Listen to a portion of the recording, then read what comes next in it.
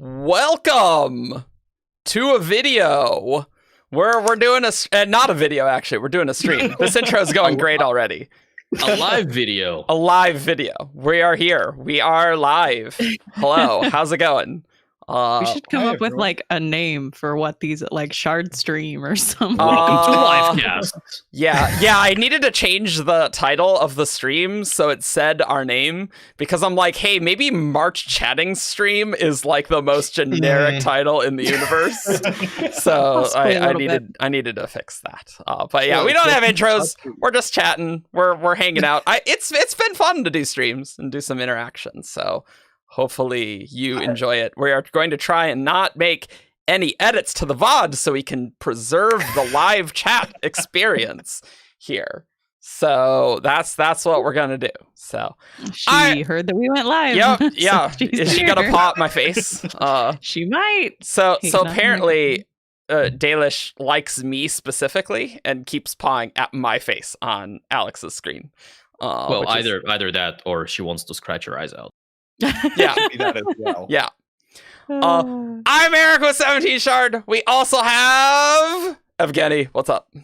Hi, I'm Argent, also with the 17th Shard, and in an uncharacteristic display of restraint, I will hold off my show and tell until all of the intros are done.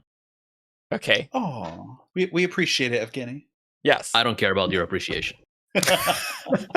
Yeah, Othman, we're gonna do full spoilers because we have poor self-control. Yes, that's a huge mood. Yeah. Not talking about Rhythm of War. Oh, you got a new challenger approaching. A new challenger joining the stream. Oh, when she gets here. When she gets here. Yep. We also have Alex. How's it going? Hello. I am drinking a monstrous coffee. I don't think it's going to focus, but it's got lots of espresso in it. So, because it was free. So I put a bunch of extra stuff in it. Is there going to be spoilers for Six of the Dusk? Is the only book I have left in the Cosmere. There's very little to spoil in that anyway. But probably not.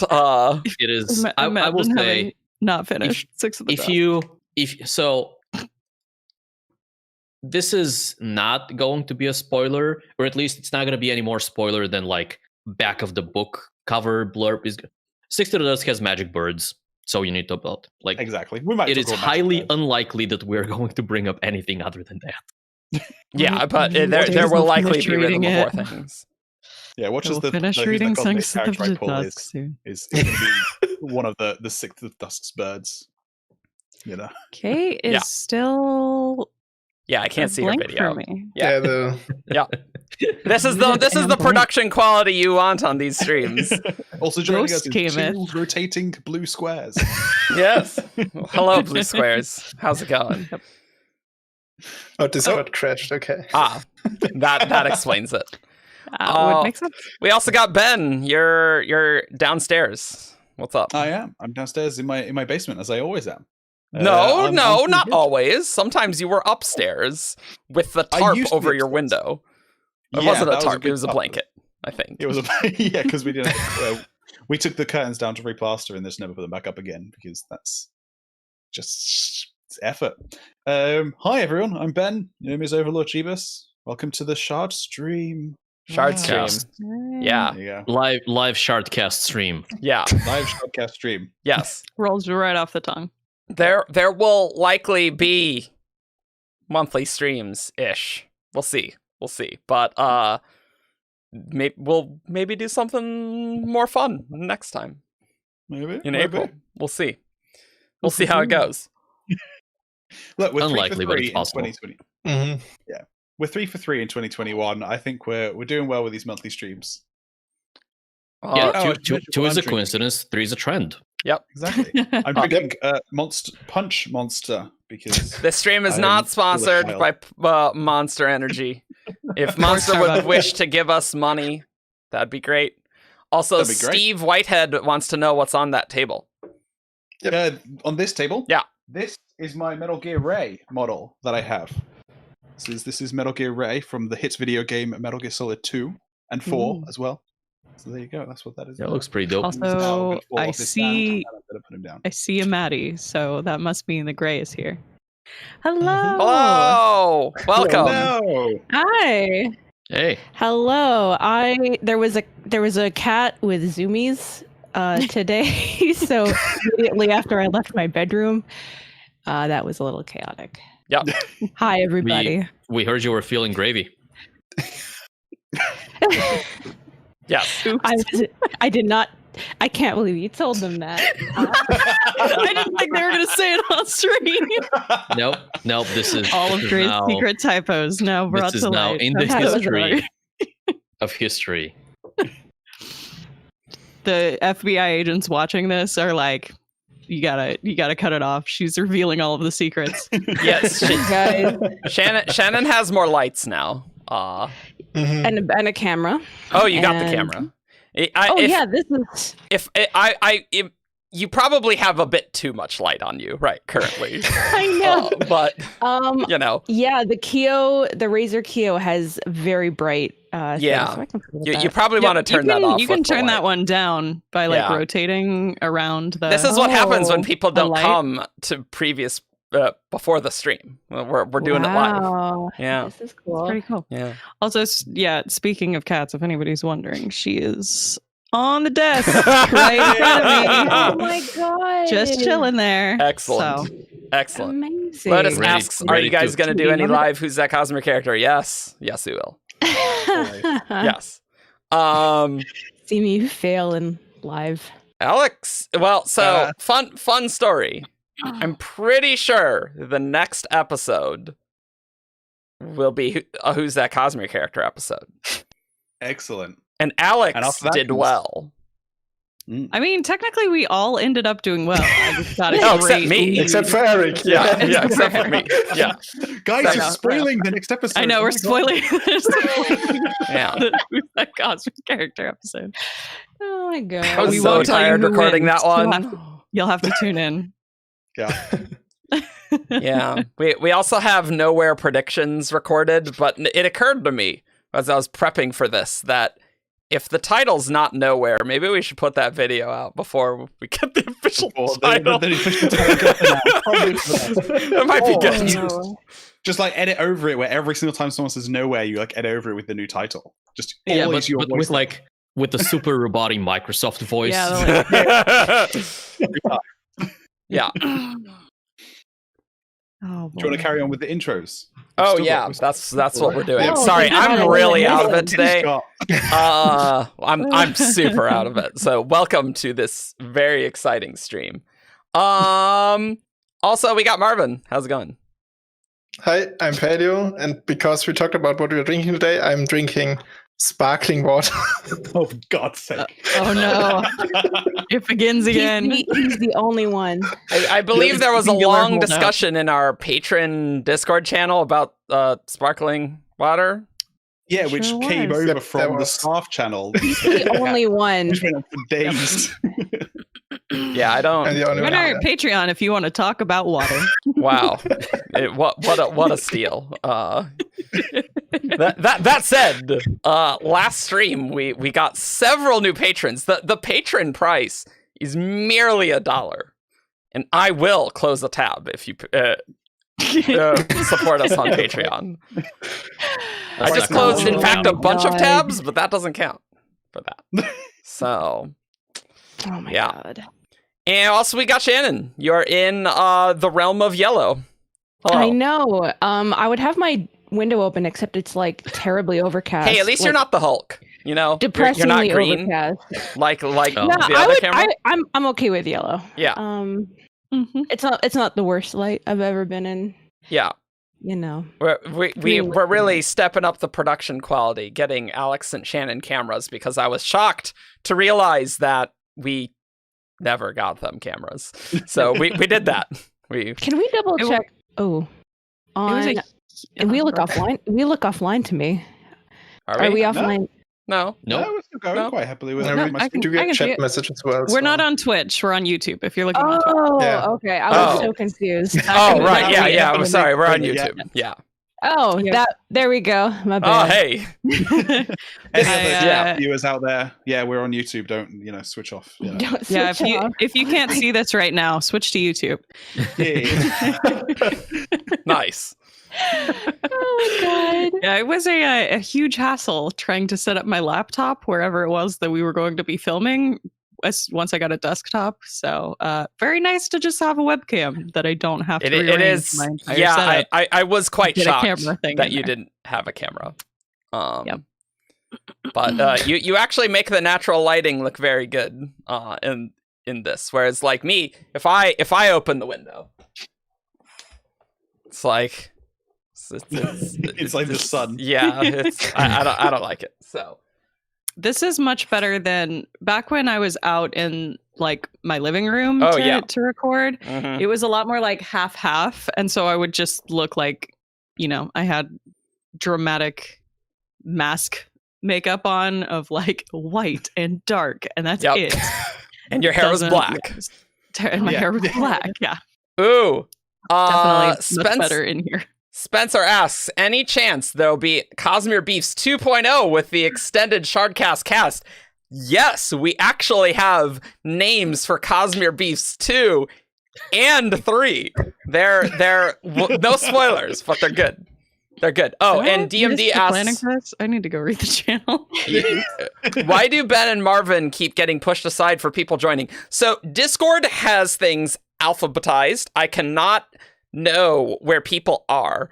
This is why I'm not using any overlays, because I'm like, oh, people can come in whenever. And just as we being- can see, Yeah. Rosemary's having technical difficulties. Yeah. Which is not uncommon for us to do 45 minutes of technical Oh, difficulties. we don't do 45 minutes. We talk for 45 minutes and then Eric says, "Hey, talk into the mic." No, well, okay. So what I do is I need to adjust the overlays, because since Discord's alphabetizing the screen captures, if we have a different cast, everyone's in a different spot. So I have to move everyone's cameras. I gotta move it all around. And when we're doing the formal shardcasts, I don't like the green borders around our names. So I have people talk. So if the green border comes up, then I need to adjust the frame.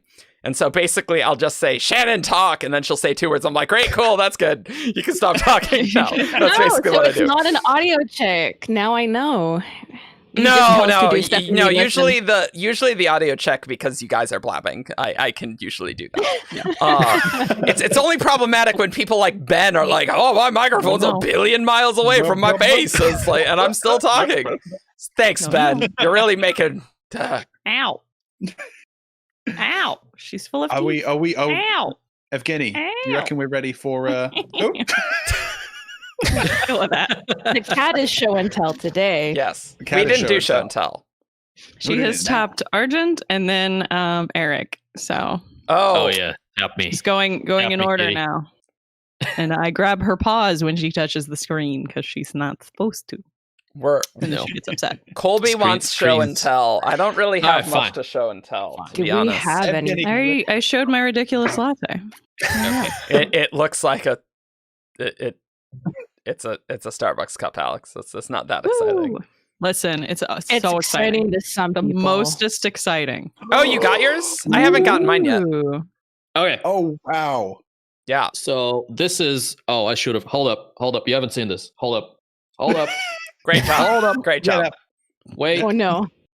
Don't worry, we'll Wait. edit this out in post. Oh yeah. Uh-huh. Yeah. Uh-huh. Yeah. Everyone, pretend to be surprised in a Okay. moment. Okay. Yeah, Get why our- did get you our get acting yours? face on. Why did you get yours? I don't have mine yet. I don't know what you are talking about because I haven't revealed anything on stream. Oh, right. Yes, of course. You got remember, we're going to be surprised. Okay. Surprised. All right. So here's the show and tell. Okay. Oh my Wow. god! Yeah. Wow. Okay. Not You guys faked at are- all. It's gorgeous. Yeah. So is this is stunning. okay. So I'm trying to. Oh, visibility is terrible. So Well, yeah, it's this is- glass. well, no, but also I can't see Maybe I can do that. It's like, hey guys, how's it going? Hello. Evgeny here. So, I'm over here. Yeah. This is obviously the challenge coin display for the Way of Kings Leatherbound Kickstarter. Yeah, There are no coins here because we don't have them. Dragon Studio hasn't given me coins yet. This is like acrylic glass here that it's a panel that slides off to the side, so Acrylic glass. I can't slide this right now. Oh, right. Yeah. But like you slide this off to the side and you put your coins in and then you slide it back in. And maybe I can just like do this. Wow. No, I can't do that. I mean, that is very cool. Why'd you get It is yours? I don't have mine yet. I got to check on my status on that. Mine. Well, so I think a bunch got sent, but not all of them. I see. But maybe you should check. So Yeah. this is by Carly. She goes by Scarlet_stream on Twitter. So if you are interested in checking her out, Can you and still her buy other them? goods- Are there still some around, or are they all sold out? Yes, you can buy them, but like she needs to like cut them and make them. And so What site is that? They're like $200. Dragonwood Gifts. Dragonwood Shop. Dragonwood Shop. Yeah. It's And very it looks cool. Like you can How much were they again? In my brain. 125. Oh, 125. Oh, that's nuts. Honestly, that is totally worth $125. Like, let's be totally honest here. And this, by the way, is the little display for the Wit challenge coin. And if you notice, it is lined with I can the see your glyph for webcam in the Russia. reflection. we can. It's so clear. Yeah. So for my show and tell, I'm going to mention that these two have special glass that don't reflect. And so you can notice the difference on who did that with, like, say, me versus Ben, where in Ben's you can see every reflection of everything. All my paintings extremely clear about what they are. I don't know. Oh, yeah, the Game of Thrones plus computer monitor. It's like, wow, exciting. Yeah. That's what it looks like. You go south of Westeros, and there's a computer monitor down. Lotus, we all have that webcam, except the new people who have better webcams. That's not even that nice of a webcam, to be totally honest. But yeah, so you know how maybe you don't, but like when you laser cut wood, there's as a you very do. distinct. As one does. There's a very distinct smell. Mm-hmm. This still smells like that. Oh, nice. Cool. And speaking of laser cut things, I also because I do own a laser cutter. You are very fond of it. Mm-hmm. Yeah. I couldn't. It isn't. It's a prototype right now, but I couldn't bear waiting for the like coasters that come with the Kickstarter, and so I decided to make my own and start with the yeah. And I'm going to probably like paint it red like the original is, and put some resin on it, and then. Yeah, I'm it's not just right now, thinking. I know Brennan's reasons for not having like the Dalinar's Oath as a coaster make total sense, but like it's almost like a tub thumping reference. Like I get knocked down, but I get up. It's a drink. It's a song about drinking, by the way. If you didn't know that, to anyone in our audience who didn't know that song was about drinking, but it was, I don't even know that song you're talking about.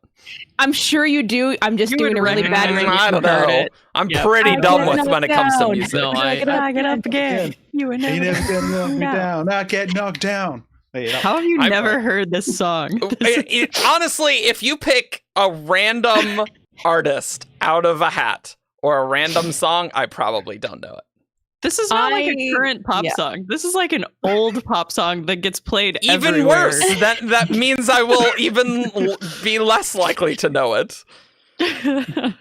I don't know. I remember trying to make I remember trying to make a reference to you, and it was song lyrics like back when we first met each other like 3 years ago or something, and you did not get it, and I was like, oh, this is so embarrassing. But it was like I was like, I was embarrassed, and I was oh, whoa! What's Arjun? What's on the back? It has little stands so you can. Chumbawamba, Yeah, it's a- DMD. Low feet. Thank you. Oh, I see. cute. Yeah. There's Oh, so actually it's a very there's a very funny Tumblr post about like a husband his wife went out drinking with her friends, and he found out that the bar that they were in had an online jukebox where you could pick what music is playing in the bar, and so he just queued Tub Thumping like 20 times, and then he started sending her texts like, yeah, the kids are doing great, they're just thumping the tub a little bit, are you getting a whiskey drink or a vodka drink? And then like she wasn't getting it and was just regularly responding until he finally said like, yeah, you know, the kids got knocked down but then they got up again. She's like, wait, are you doing this? Are you the one? Very good. Prank your partner when they go out for a fun time. Very important. Oh my god, that's an idea, a concept. Online jukebox selection. I know. Maybe a bad one. Yeah, there will be more of the way of King's Leatherbounds. That's true. Eventually. Oh yeah, because I'm on my mechanical keyboard. I guess I gotta mute myself.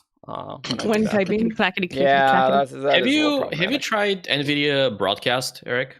No. I have all my things set up in OBS, and I don't want to change it. Yeah. But I think they're starting to integrate it into OBS. I saw some. Oh, are they? That's nice. Comments how about that. How is that different? Why would I want to do that?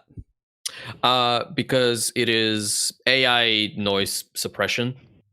And so it suppresses specific background noises. And so from the video that I saw on their channel, the sounds from a mechanical keyboard is exactly the thing they can use the video card cut out. Steve's asking if you have an RTX card. Funny joke. Getting an RTX card. Guys, I think Shannon would like to speak. Yes.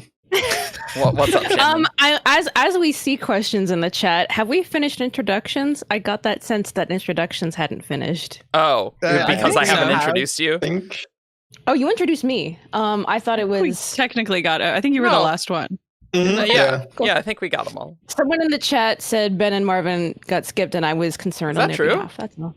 Did we? No. Did we skip you too? I don't think so. No, not at all. I came in late, so I don't know. I got to introduce my monster and everything. Like, yeah. We're all good. We got to talk about sparkling water, so we got stuck after Ben for a while, and then we had to be reminded to go back to Marvin and Shannon. Yeah. Okay, cool. Gotcha. Shall we do a question from the chat? Because I saw a good one. Sure. That I like. Well, girl, you can't be up here if you're going to be bitey. That's the rule. Okay, you got to behave. Domadar Pi Ducal said, "Which two surges would we want if we could reassign the surges to different orders? So we're not stuck to that's the fun. orders." Because I think I would. I'd keep. Let's see if Rosemary's video is going to work this time. Are you sure it's what? Are you sure it's what surges we would pick, or about reassigning the surges to different orders? Oh, it's just reassigning. I just saw it as various surges. I would prefer to pick surges because I don't know enough about them. Let's pick surges. I'm going to be honest. I don't know it. I can't remember enough about the surges. I think that seemed like a Peter Pan moment where like everyone in the audience needs to clap so that Rosemary can become a real participant of the stream.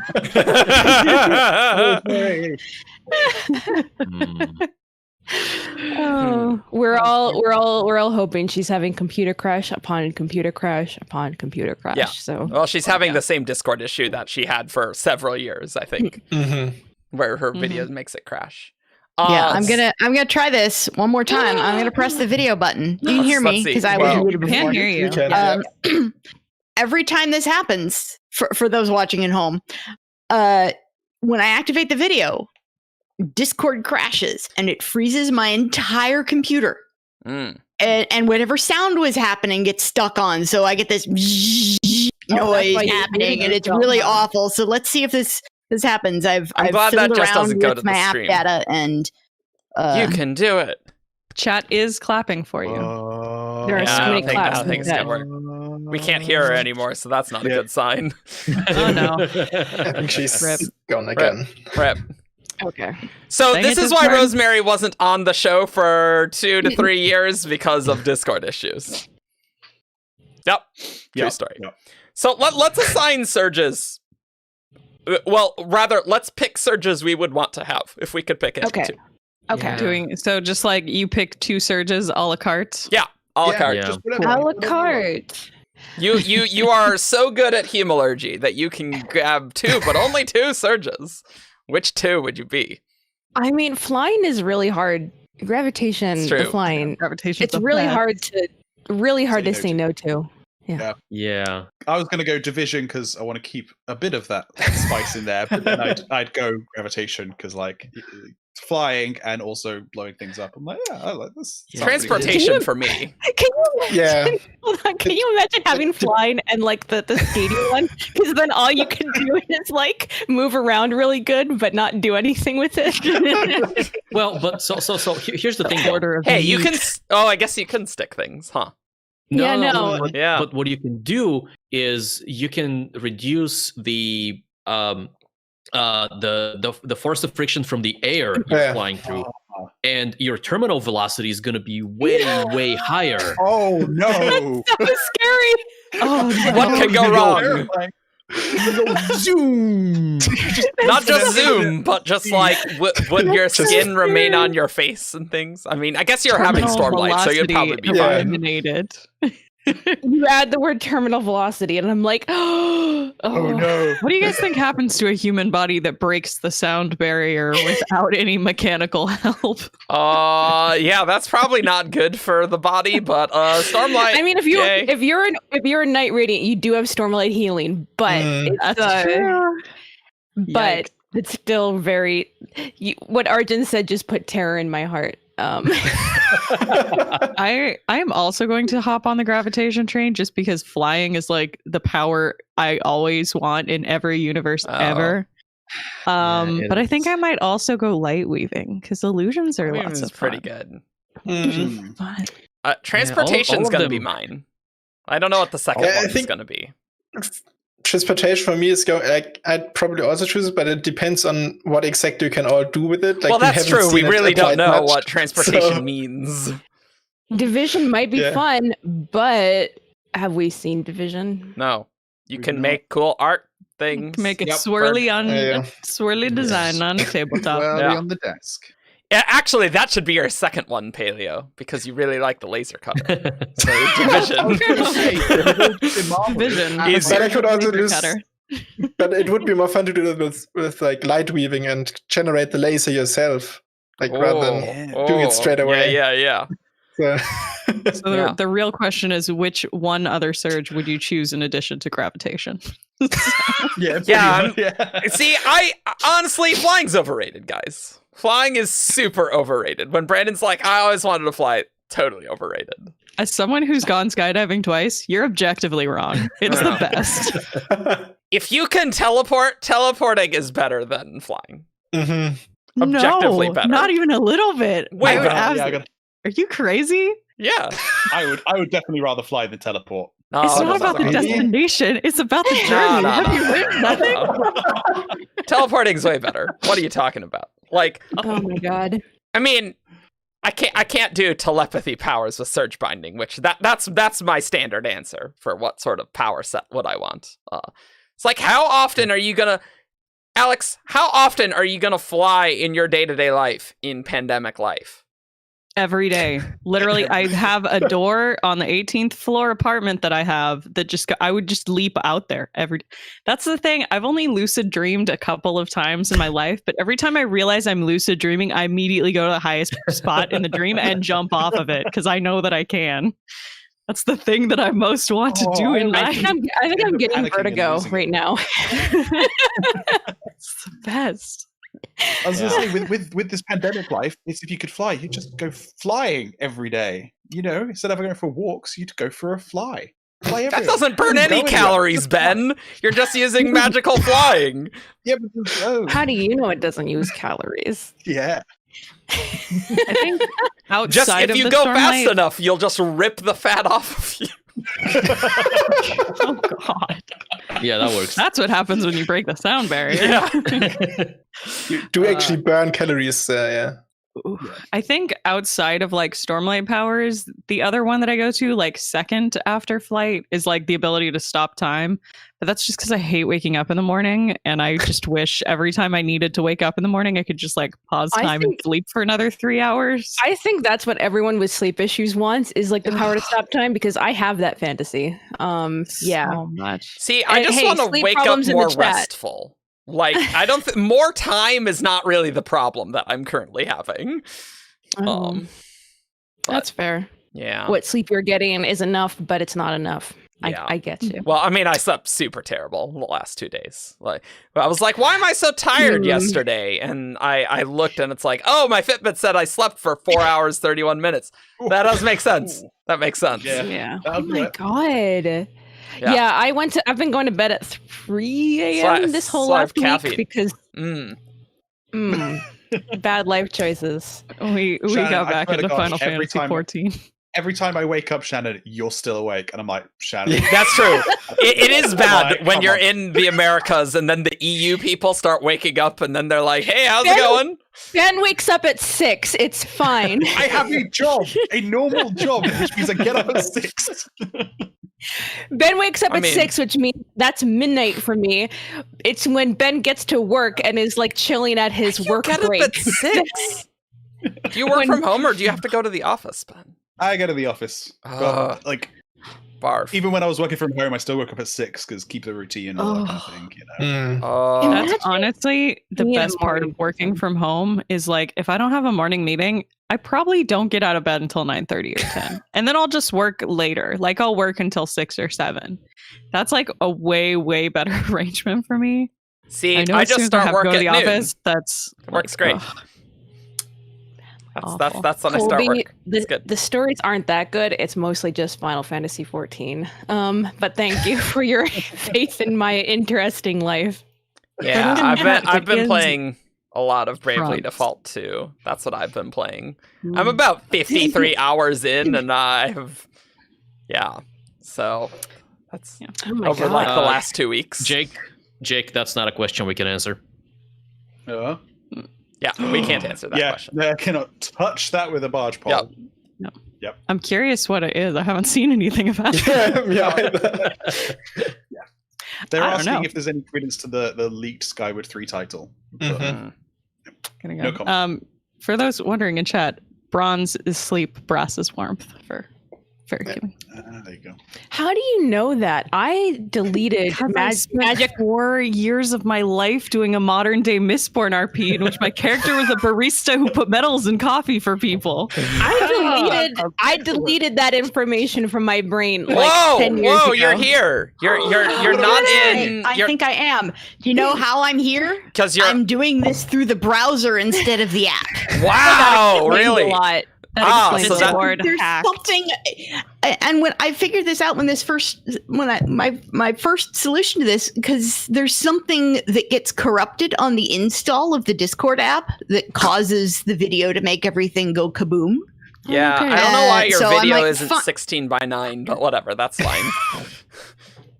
Browser. I blame it on browser. I'll blame it on the browser.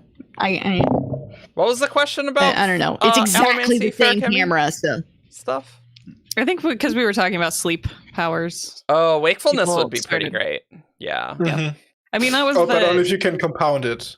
Otherwise, no. That was the impetus for Fairy-Kimi, right? Was Brandon got tired at the wrong time of the day and wished he could store up the tiredness or the sleep stuff? I sure don't remember the fairing names though. I have to look at the chart that I have for the fairing names because I know a lot of the Allomancy.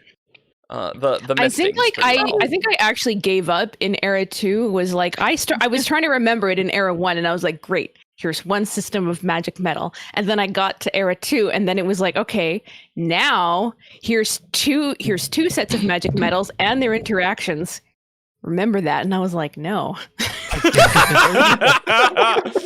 See, that's why you have to just put up a poster and then you'll remember. Yeah. Is the steel fairing a steel runner? Now there are 256 different power combinations that all have a name. Yeah. Steel I think runner. I could probably do is most the of the one fairings, but Also, Bubbly, I am still a free trial player. So I'm in the Patch Quests of Heavensward and She has not been doing. procrastinating. She's not been doing the Patch Quest of Heaven's like- Word. She has been leveling up her craft class. So she can play for free longer, and it's killing me because she keeps complaining about I'm things she low-key, doesn't have like- access to. What if I just got all of the classes up to level 60 to like Don't really do get my it. money's worth out of the free trial? Oh my god, Alex. Don't do that. You're gonna hate it. We have a friend on Tumblr whose like Cosmere username is Order of Skybreakers. She's wonderful, but she's also in a Final Fantasy 14. So we're like talking about like Cosmere and Final Fantasy 14 at the same time. Oh, wow. And I get to talk to her about One Piece. It's amazing. That's true. You guys are all no, I got so few people in my life who are into One Piece. I have to talk about it with someone. It didn't take you long to become friends with her. I just love people who like Skybreakers like me. Good taste. Good taste.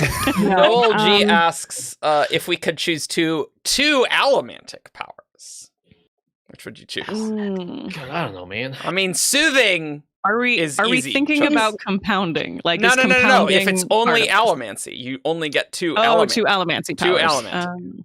Okay. You can't compound. I mean, gotta go for steel immediately because we want to fly. So that one's non-negotiable. So overrated, Alex. No, it's the best. No. See, I'm not going for flying with Allomancy because it's really hard to do flying without both, especially It's in like, janky a flying. world- It's janky flying. Yeah. Yeah. It's I think close I'd go enough. Tutor. I'll take it. Falling with style. I'll do. Just give me anything. What could possibly go wrong, Alex? Nothing. My barista was a seeker, so I'm like very fond of bronze because of her. But I don't know if that would actually be super helpful. Well, I mean, if we're in the real world, Be right then back. like that doesn't really work to have bronze or copper. You guys Honestly, keep singing the names of the things, but not reminding me what they do. Copper mine. steel Element. pushes on metals. Bronze is a seeker. You get to detect allomancy. Doing Copper the pulses. hides your allomancy. Yeah, I'm going with what Nick Moresco says. It's pewter and one of the emotional ones. I don't know whether I'd be a writer or a soother. Probably I'd say a soother. soother. Soother. Yeah, soother would be better. Ooh. Yeah, I think Soother's a good choice. Soother's I good. feel like Soother's modern day practical. we would get into the like ethics of emotional allomancy though. Yeah. Oh yeah, That's true. in a world, But it where is emotional practical. exists- It's very made practical. My It's choice. practical. I've made my choices. Uh-huh. I want the one of the two of the internal ones. and the There's physical 8 of ones. those. There's 8 internal metals. So which one? Use your What? I see 4. Oh, all 16. Okay, never mind. Yeah. 16. no. Yeah. No, I can read the table. No, I want tin and pewter because Tin and pewter are good together. I would Yeah. love Yeah. to be super strong. Actually, I should work out, but it's like it's just my laziness. holding me back. Hey, I'd go to the gym I'm if I could. But I'm that going to sounds shoot fun. for bend alloy and pewter. Yeah. 'cause Mm. You just turn into a dynamo of destruction. Oh, can I That sounds like fun. Speaking of strength, I went to Walmart and I actually got a set of dumbbells. Hey. It Well was done. $20 for 40 for that. That's a steal in pandemic life. Like I was surprised they actually had but- weights. But what did you what's in the set? Well, it just has 2 separate dumbbell things with a bunch of different plates. Okay, yeah. What are the bunch of like? It is like if you have. I don't remember. It was a steal. It was $20. It was worth it. If they're like 2.5 and a 5, that's not as useful as having increments of 5 all the way from 5 Look, to compared 60. with buying weights on Amazon, it's way God. more cost effective. Yeah, that's true. That's Yeah. true. Maybe this I'm set looking at sucks, the- but I'm not gonna complain. Bendalloy at the is time the bubbles. bubble that makes everything weight. around you slower, right? Yeah, that's right. Mhm, Yeah. Yep. And Gives cadmium you more is time. Makes you slower. makes you Yeah. slower. See, I'm kind of like, I think I'd go for cadmium instead if I was going to go for one of Really? the time bubbles. Yeah, firstly because it kind of You're waiting a lot of Bendoiler, lines. it would shorten your lifespan, while Cadmium would extend your lifespan. That's true. If you There wanted was to, a like, lot of hack your way to the waiting future.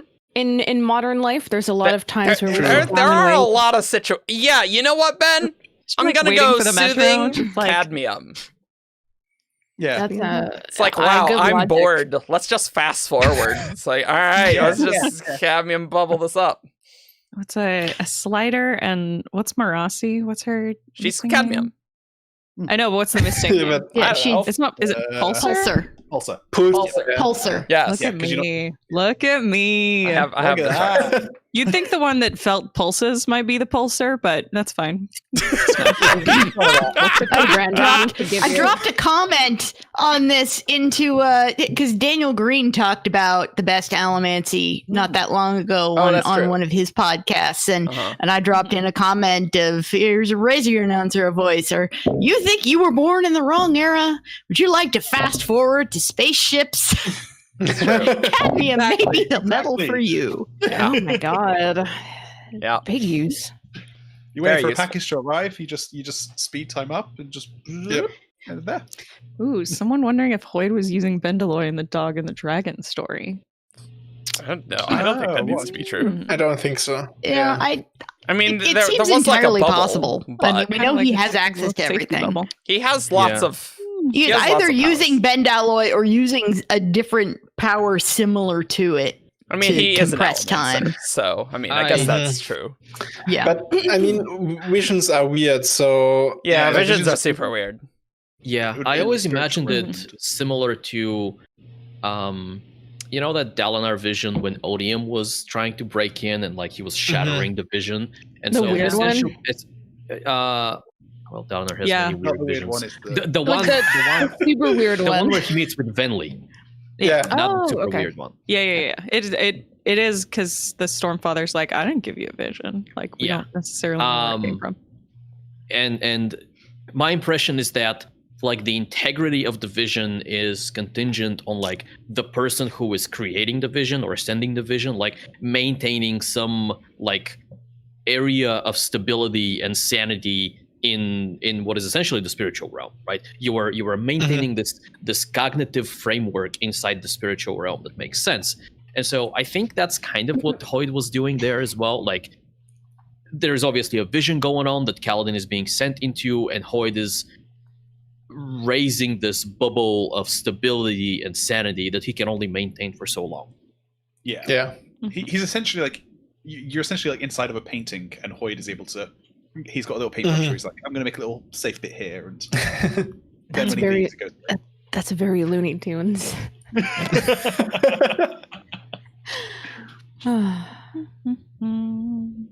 I will say Fairings have some of the best names while we're thinking about like Allomancy and That'd be great if I could remember any of them. And yeah, The only thing I can remember is Archivist, Fire I think. Soul. Fire Person who Soul's does cool. luck is a spinner. That one's Oh, I like spinner. Tin is a wind whisper. A wind whisper. Yeah. I think the fairing names are like way cooler than They are cool. the- They're just the missing names. Well, I mean, the Terrace folk got to make those up on their own without having to wait for anyone else to just give them random names. Yeah, they weren't names. They were like they got to come up with them. I mean, if Terrace folk are going to name something, you expect the names are going to be cool. They have all of that history of the world that they could just draw from, all that mythology. Do you think we could commission Bill Wirtz to make a history of Roshar video? That'd be great. That's what that made me think about. Oh. Just imagining Bill Wurst just being like, desolation. we Oh my do not God. know what savantism with various metals would look like. I think- Savantism. We there's know lot a of- few individual savantisms, Yeah. but we don't know everything. Mm. Isn't Savantism kind of canonically in flux right now? Mhm. 'Cause- This is Oh, with, what like, is that wax to and warning stuff. Evgeny, so Oh, really? is that what Warning of Genny's from? I think so. Yeah, Yeah. yeah. I think funny. until Wax Wing 4 comes out, that they are iffy Well, right now. So, disclaimer, savants are still a thing and savantism is still a Yes. thing. What is in flux is whether wax is a savant. and what he is a savant of. Right. Yep. Yeah. We're gonna, man, we're finally gonna get Lost Metal. Hasn't that fun? I know that feels surreal. I know it really does. I know someone was asking for Lost Metal predictions. There will be a Lost Metal predictions episode. Don't you worry. I predict they will find the Lost Metal. Whoa. I predict it will make me happy. And also possibly sad, but mostly happy. What should be a proper downer ending? Predict Steris will be the best. Well, yes. That goes almost. You can't predict what is already true. That is very true. Yeah, I don't know. I need to reread Era 2 because I don't remember those books very well. That's I need for to sure. reread all the Mistborn books, actually. What I remember every is single one. that Shadows of Self is the best one, and I'm eternally salty that it got overshadowed by Bands were bands horny. because Shadows is better. decided to release them like 2 months apart for whatever reason. Yeah, that's not Why great. did you do this? I'm with you there. I always thought Shadows was like way better, and everyone was like, "No, if you like Shadows, Shadows is better. Warning's incredible." I'm like, "No, yeah, it's Shadows." I mean, I like the world building in bands. And bands is good for totally different reasons than I like Shadows. Like I think Shadows is awesome. They're good for completely different reasons. Totally different. I like this in chat though. Helvesa says Wax kills another wife. I like how you're thinking. There you go. No, not Steris. Anything happens to Steris? That's a theme. That's a theme. We're all gonna riot if something happens to Steris. That's true. That is true. This is very true. But We will throw a fit. Jake Magnum asks, or Mangum, not Magnum. I don't know. Why do you do this? Are you guys ever going to make a Scadrial timeline map? I asked because Mistborn is going to cover a long period of time. The problem is that their maps are less interesting. Yep. Like, it's not the timeline part. The timeline part's fine, but it's just, there's not a lot of actual movement in Mistborn books, really. Yeah. Mm-hmm.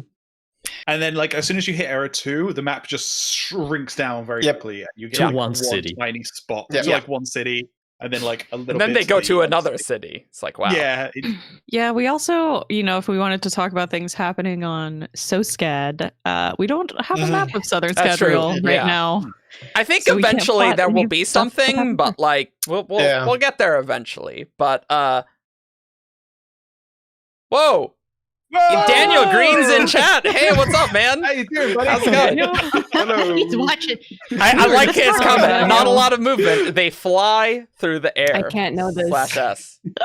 But also, I was saying, because we were asked like what sort of powers would we pick if we could pick 2 surges and stuff. And I think flying is overrated. Just saying. No. You've never been. The only reason I don't choose flying is because I am terrified of heights and have awful vertigo. Otherwise, it would be awesome. But no, I would just be up there dizzy and falling in a day-to-day life. But you can fly. Here's the difference between gravitation and steel. Yeah, gravitation, you have way more control. Like if you start falling, way safer. Way safer. So I would not pick steel just for the flying. If I had my druthers. Yeah, steel's really hard to do well, but Nick asks, I was going to go for Nick's question. So great, yeah. The one where he says, "Am I the only one who thought Era 2 was a huge letdown compared with Era 1?" I mean, they're very different, right? Yeah, I would say letdown. I mean, I think I know. I have I have opinions because I read Era 1 and I enjoyed it, and I'm like, this is okay. This is good. And that was my introduction to Brandon. And then I picked up Alloy of Law, and there was just something about the little steampunk seeds in there that made magic in my brain. And it's going to be very much a matter of personal preference, especially since the pacing in Alloy of Law is just kind of weird. It is weird for reasons. There are good reasons why it's weird, but it's very weird. And it just kind of depends on what you're expecting going in and what speaks to you. Because Alloy of Law, reading that book turned on the writer switch in my brain. Before I read that thing, I never had any intention of writing anything, and now I'm working on a book. So it damn it, Brandon, what did you do to me? Sort of I loaded that into your brain. Like, the next two eras of Mistborn are going to be different because, like, Hero of Ages is such a definitive ending for that trilogy. And, like, I don't think we're not going to get that in Lost Metal. No way. No. Like, it's going to be more, like, character focused. Maybe we're going to get more stuff with Trell, right? Like, I don't know if we're going to solve that. Like, I don't really know what the ending's going to be there. But, like, Era 3, it's not going to be like the world's remade. So I'm very curious how Brandon can, like, you know, rock the endings of these eras. Like, obviously, the ending of Era 4, which is End of the Cosmere, that's going to be tight. No doubt. But, like, it's going to be different. Yeah, we're just stuck because we have no idea what to expect from the accidental era because he didn't originally plan Era 2. So who the heck knows? Maybe it'll just be light. Maybe it'll have a bunch of stuff that's going. How could he have possibly done anything after this without having this era? We don't know what he's going to do. And well, so one thing that has happened as he's been writing this Era 2 is that he has pulled things that were going to be in the original Era 2, which we now call Era 3, and he's shifted these things. Whoops. We're professional. And he's pulled these things into the current Era 2. And so, just off the top of my head, as for the sake of example, maybe Trell was supposed to be a problem in the original Era 2. And so what Brandon has done is he's pulled Trell, he's pulled Kelsier into this new into this new Era 2. And so now these problems that were always going to be problems or solutions, depending on what you think of Kelsier, are just now showing up earlier. And all of this kind of extra fluff and stuff that he's adding to Era 2 is the set dressing. But the ideas that are happening were always going to happen. Yeah. Ash was saying in chat, I hope Brandon goes a bit more wider scale in Era 3, and I definitely think that will be true. Because these are more side stories that, like, I don't know if you're necessarily going to need to read for Era 3. Like, maybe. Like, he definitely put a lot more in bands than you might expect after you read Alloy. Yeah. But I do think those books are going to be, like, probably Era 1 sized, or, like, maybe even Well of Ascension sized, and definitely not, Alloy, Shadows, and Bands, which are all under 200,000 words. I have a different take on this question entirely, and I wonder if that's where Ben is going to. Where me and Ben and Alex have been struggling to get stuff out. Sorry, I'm responding things to chat. 7-person shortcasts. It's why this is all the stuff that gets cut. You guys keep asking for the stuff that gets cut. It's all us talking over each other. Yeah, it really is. I suspect I might be going in a similar direction Ben is, but I thought it was more about, like, the different kinds of stories, and that Era 1 is a very epic fantasy. And if you want the rest to be the same epic fantasy, you're just not going to get that, because, like, the world is never going to be the same again. We're never going to go back to a time of like the medieval era, you know, like the big epic stakes where, like, people are becoming gods and stuff. Like, even Era 4, I'm not expecting apotheosi, as I saw in the chat. Great word. It means the becoming god. You know, the act of becoming god.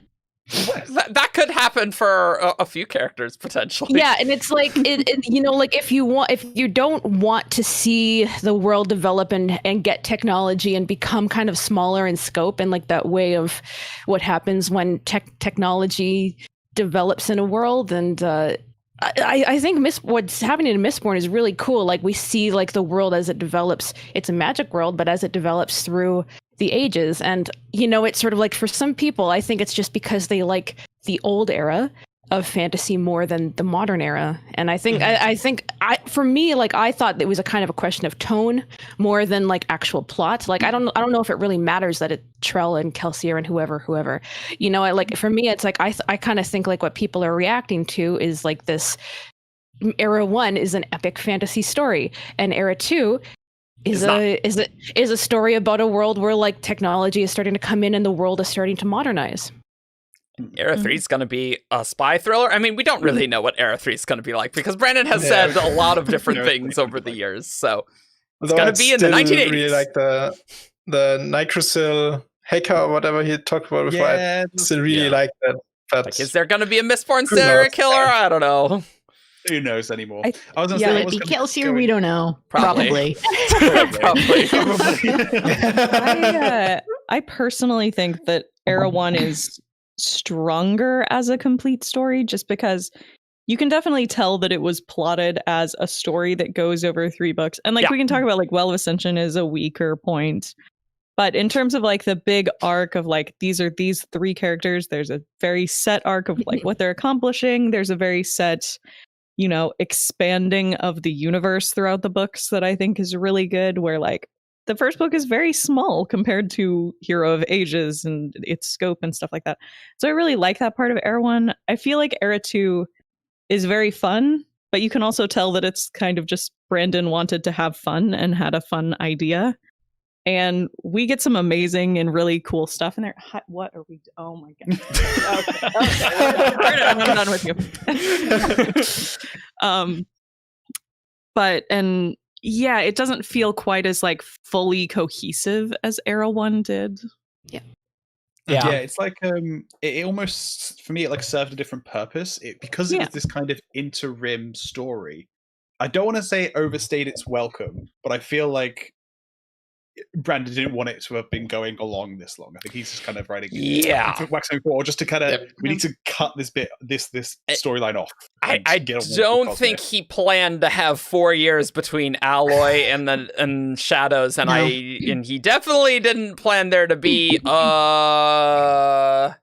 I mean, more years. Too many years from Bands to it's all because Apocalypse Guard broke. We would have had Lost Metal that's true. That's like true. a year or two ago if Apocalypse Guard hadn't broken. He had to write Skyward. That's right. So Skyward happened. Skyward was the emergency project, and he can't shift Stormlight writing in any way whatsoever. Nope, never. Yeah. Stormlight's kind of the cash cow. Yeah, for the ending of Era 2, I'm expecting pretty much none of the wider Cosmere stuff to be resolved. Just to be a Wax and Steris and Marisai and Wayne ending. Let's hope he doesn't become a world hopper. Wayne. Brandon has talked about like I don't know. That would be hilarious. Oh god! Imagine Wayne and Lift shenanigating together. Oh. Where's Lucy? We can talk about that can break Odium right there all by itself. Yeah, we're gonna dunk on Wayne whenever Lucy feels up to it. We'll have a good Cosmere Beef fest. It's just Wayne. We're just gonna do a Cosmere Beefs episode. It's all Wayne. It's not Wayne. I like Wayne when he's like. I have frightened Ash there. I don't like Wayne point of views. When he's with other characters, I find him funny. Don't like his point of views. They are. So from other people's point of view, got it. Question chat. Dalish is named after the Dalish elves from Dragon Age. Yes, I'm Alex a huge really likes Dragon Age. Fan. And it's because she got the pointy ears. She's like a little elf. I can't believe you named your cat after the elf slur. I can't believe you've done No. Yeah, my cat's real name is Knife Ear. Just, No. There's also a character in Dragon Age Inquisition whose name or like nickname is Dalish because she's an elf. And so I was like, it's like a double reference. There's like an actual character named Dalish, but also the Dalish elves. Woo! Anyway, for way more. Cool. one of the Chargers has the nickname Dalish. Yep. Cool. But I'm very interested to see how Era 2 is going to end because like our Lost Metal predictions episode is going to be like, I mean, I don't know. I don't know. I mean, I guess maybe Atium's gonna be involved, or maybe it's gonna be something else, like, because Bands of Mourning. I mean, we didn't even know what the Bands of Mourning were until we read the book. But they weren't even what they said they were in the book until we got them, right? So yeah, that's a little. So it's like, what's the Lost Metal going to mean? mean? Bands of Mourning. I hope they go Shadows of track Stealth. How could down you predict Kelsier, this? dunk him in the trash can.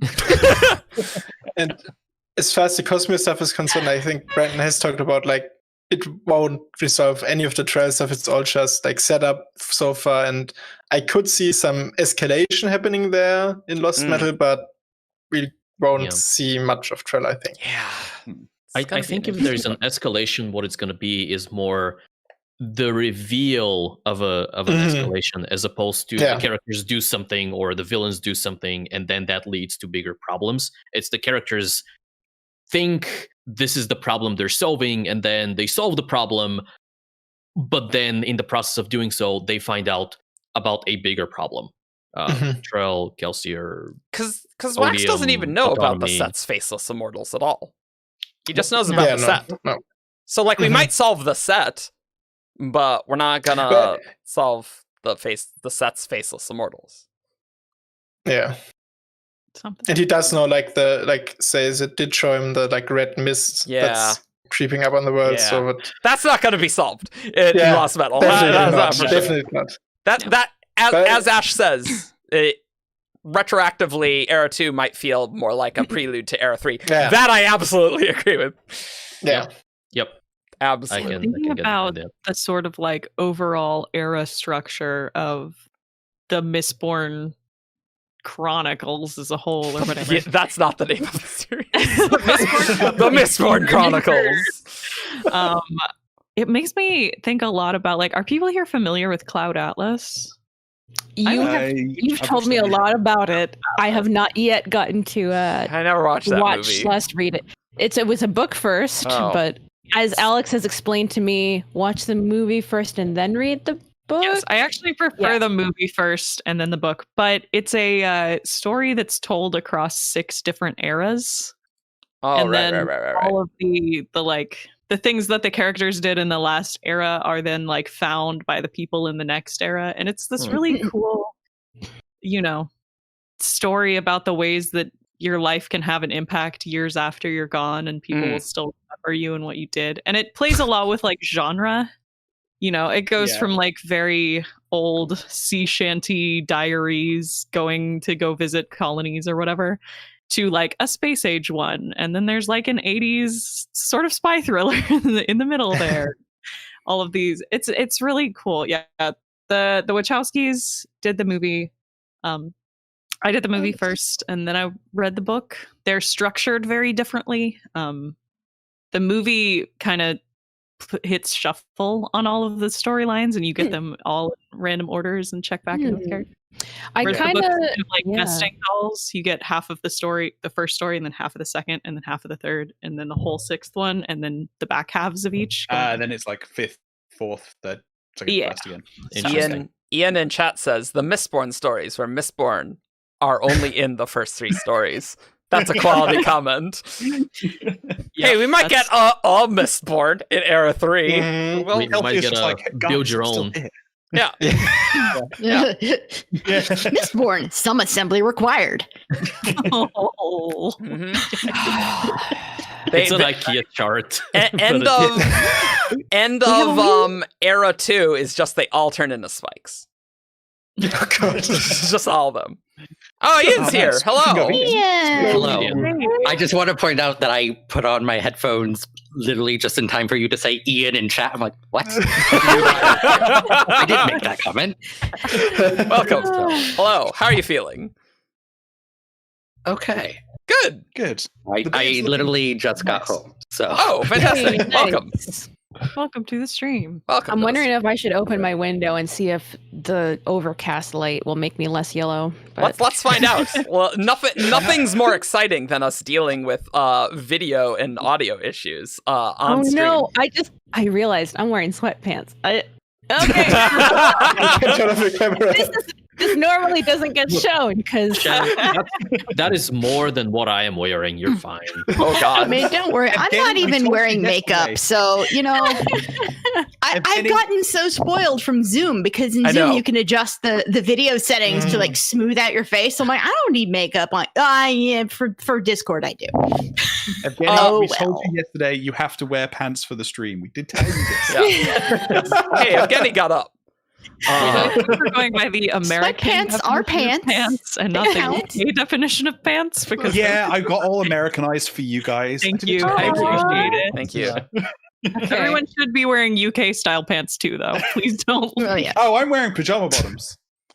Yeah, I think I've worn pants less than 10 times in the past year. I just wear like athletic shorts. Yeah, I don't wear pants if I can get away with it. I wear jeans to go out, and then the rest of the day it's pajama pants and sweatpants. Pants are just leg prisons, says Cole. That is agreed. I Leg still prisons. go into the office, so I have to wear pants. Oh, that's unfortunate. Luckily, I can just wear jeans. But Yeah. I don't think I've put on jeans for a year. We're about to Literally find out. a year. That's nice. So, Okay, DMD everyone brought up look at Shannon. that people talk about Cloud Atlas in terms of like white characters playing Alethi characters. So that's the interesting thing that Cloud Atlas does, which some people have criticized, but I think is actually pretty valid, is the movie uses the same actors in all 6 of the storylines, which is also supposed to be sort of like continuity of humanity, of like you see the same sort of people in all the different eras. Yeah. And because some of them take place in different parts of the world, you'll have people who are like the main characters in their story playing a minor character somewhere else, like Neo Korea. Or there's they do the main character in the sci-fi Korea story has sort of like white makeup in one of the like older colonial sort of things. So yeah, it's kind of, you're doing makeup to have actors look like they're sort of a different race. But yeah. It was I think it's good from a storytelling perspective of like having all the actors and all the different stories. Like, I think that's a really cool meta thing that they did with the medium that you like. That's one of the reasons I like. I was going to say unfortunate implications. That aspect of the movie is pretty much like the one thing I remember about. Like, I remember like the storyline and like, you know, the kind of the emotional peaks of the movie. But then I was like, I really liked the thing where they had all of the actors in all of the eras playing kind of like the descendants of the other characters. But then I was like, it did get a little bit iffy at times, but it had a purpose. That seems to be one of those things that it's completely reasonable if you have issues with that. But yes, so, definitely. Yeah. But it's also like they didn't do this for no reason. Like they were just like, we want to have an actor play our Asian characters. Yeah. There's so they made a choice. They made a choice. Outside of a movie like Cloud Atlas, where you're doing a very specific thing with keeping the cast the same through all of it, I don't think that works in many other contexts. What do you mean? I loved the Ghost in the Shell live movie. It was great. I didn't watch that one. I don't know if these specific words have ever been put together. The sarcasm. I really want to watch Cloud Atlas again. Dang it. Yeah, I know. Same. I'm like, wow, I should watch the movie again. I did really like it. Really good, actually. This is the segment where we talk about things that are not Brandon works. That's right. That's right. And notice how much smaller the chat is now. It's just like no comments for the past few seconds. Look, we've been going for about an hour now, so we're probably just wrapping up our random pop culture talk. This is normally when we start recording. Yeah, that is true. That is true. We do have about an hour of nonsense. It's like, you got to be there at 10 a.m. Pacific, and then it's like, all right, at 11, all right, we better start. We better start. We better for real. Let's go. It's remarkable how close to exactly an hour it is every time. It even was true with Daniel Green. That was the funny part. Like, we chatted with Daniel for a while, too. We try so hard. We're like, we're gonna skip the preamble this time. Yeah, and then we cut it down to 45 minutes. And then we're doing good. It's like we're all nerds or something. Yeah. It's like we're friends and we like to catch up and talk about so what's going on in our lives. for social interaction. Yeah. What is everyone reading right now? That's a fun question. The answer is no. Boy. I am reading all of the lore that I unlocked in Horizon Zero Dawn. Yay! I was gonna be like the Ishtar Collective entries for the Kingdom of Destiny. Wow, exciting! I think we've been doing a lot of video games lately. I've been doing a lot of video games. I read recently like 5 of T. Kingfisher's books. That's one of the pen names for Ursula Vernon. So she does some romantic fantasy romance, and that was Paladin's Grace, Paladin's Strength. And then she has like a YA one called Wizard's Guide to Defensive Baking, which is really cute. It's a good title. She has, it's pretty great. And then she has a couple of horror novels, one of which I think won like awards for horror. And that's The Twisted Ones and The Hollow Places. And now I'm on a reread of A Memory Called Empire because I got A Desolation Called Peace, the sequel. And I have been totally T-boned by Final Fantasy XIV in my life. So I'm about halfway through Memory right now. I need to get a hold of A Desolation Called Peace. And I should probably reread A Memory Called Empire because I don't really remember it that well. I should really read A Memory Called Empire. It's amazing. Oh. Also, Horizon Zero Dawn is super lore rich. Amazing world building in that story. And great, like, not just world building, also amazing plot using that world building. Yeah. One of my favorites. Which was that? Horizon Zero Dawn? Yeah. It's an amazing marriage of theme and plot, like worked well, like it's so well together. Like people who love plot are going to be happy. People who love theme are going to be happy. And normally that's like my contention with a lot of my friends here on this chat is I love theme. They love plot. I think Horizon Zero Dawn. I do like the link between them. That's why I like Oathbringer so much, honestly, right? Like the synergy between plot and theme, like, can be very powerful. I'm skeptical about open world games in general, but like I've seen some of a Let's Play of Horizon Zero Dawn. Looks awesome. Looks really cool. So the thing that blows me away, there's so many things that blow me away about this game, but like the characters are amazing. Like the main character you play with, the only character you play as, is such a deep and rich character in so many ways. Like she is well, obviously she is as competent as you can play her as. if machines keep killing you, then she's not very competent, but like she is confident, and she is kind, and she is compassionate, and she is occasionally a little bit snarky, and it's I don't know that I have cared about a video game character as much as I have cared about Aloy. It's just it's a joy. It's my just heart a joy to spend time with her. Yeah, I'm just so happy. Like it's sort of like it's been years since I played it, but like I love seeing someone in the new glow of Horizon Zero Dawn. I'm so happy. Thank you. Yeah. Keep talking it up. I know. I bought it for Jess when it was like $10 on Amazon, but at this stage, I have played 0 PS4 games, so it's like I might as well just wait for a PS5 and then just have all the save files on that, right? You could play it on PC. Yeah. Mm-hmm. Yeah. My experience with Horizon Zero Dawn was I saw the trailers and I was like, female protagonist, that's fine. But also I feel like this is going to be a game where there's robot dinosaurs, and the cool thing about this game is that there's robot dinosaurs, and the plot is going to be why they're robot dinosaurs. Guess we got to go find out. And I'm not that into robots or dinosaurs, so I was like, maybe I'll skip that one. It's not just a game about robot dinosaurs. It's so much better. Here's the thing. I watched the trailer and I was like, oh my god, guys, is a game about robot dinosaurs. Yeah, it's like, why the hell are there robot dinosaurs? Yep. And then Why wouldn't you want robot dinosaurs? Yeah. And so I kind of went in. That's why I was here. I was here for the robot dinosaurs. And so I was always really kind of I never really got super into the story that actually happens in the game. But as soon as you start delving into why there's robot dinosaurs, I think that's one of the best sci-fi stories I've been told in just like audio logs.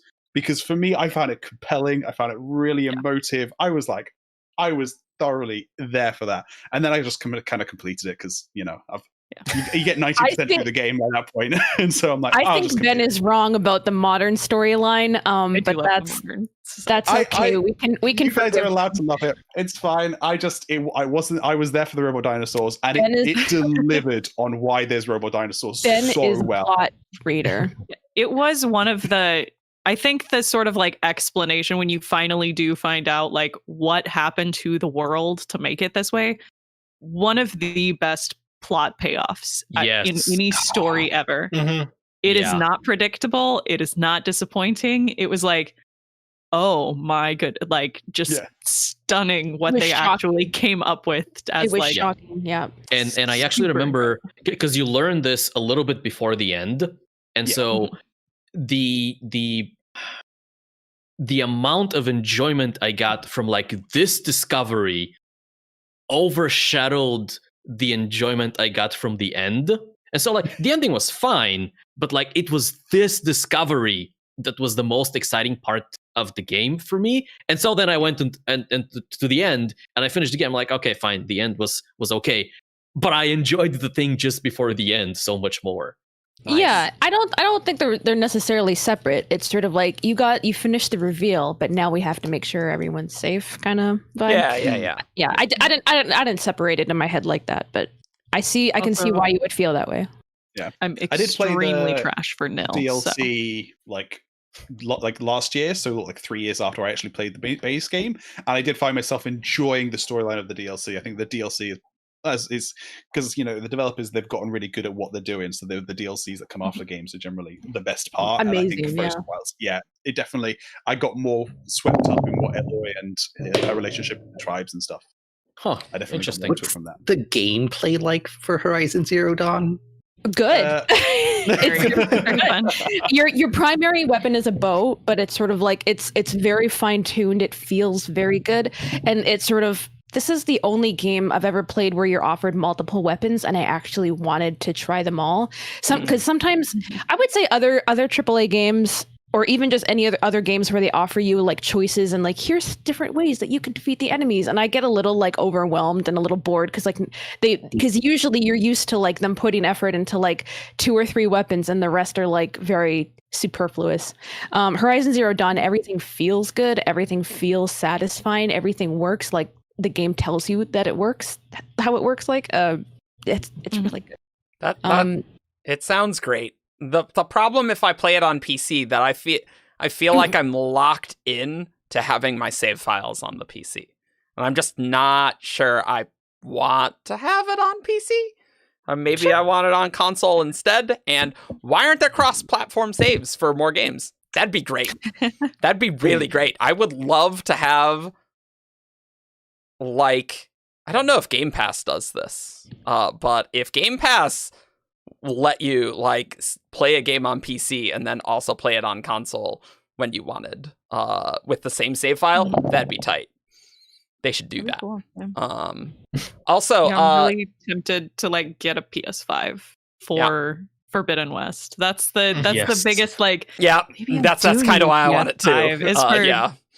Like, I'm sure it'll come to PC eventually, but like, am I willing to wait that long? Yeah. So good. Like, I know Jess and I are really going to like Horizon Zero Dawn. I just haven't gotten to play it, but get to it. I tried to get a PS5 because last week they were like, hey, Walmart will have PS5s at 3 p.m. Eastern. So I get there 3 p.m. Eastern, and then there's an add to cart button, and then it's like, it's out of stock, like instantly. But actually, it was just erroring out, and then I'd keep refreshing, and it'd error out, and then it'd be like, yeah, so it's gonna be in stock at 3:10.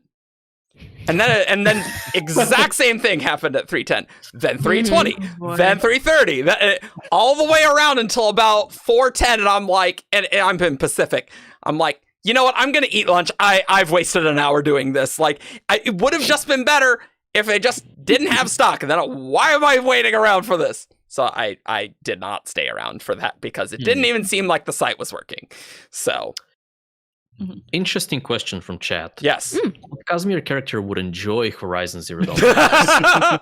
Boy. Esh and I. That's a good answer. That's a solid answer. Ash and I would love Horizon Zero Dawn. I was gonna say Shallan for I think very much the same reasons. Yeah. Because it's such a beautiful world, but like she would also enjoy the history and the lore that is like just behind the scenes, and also holograms.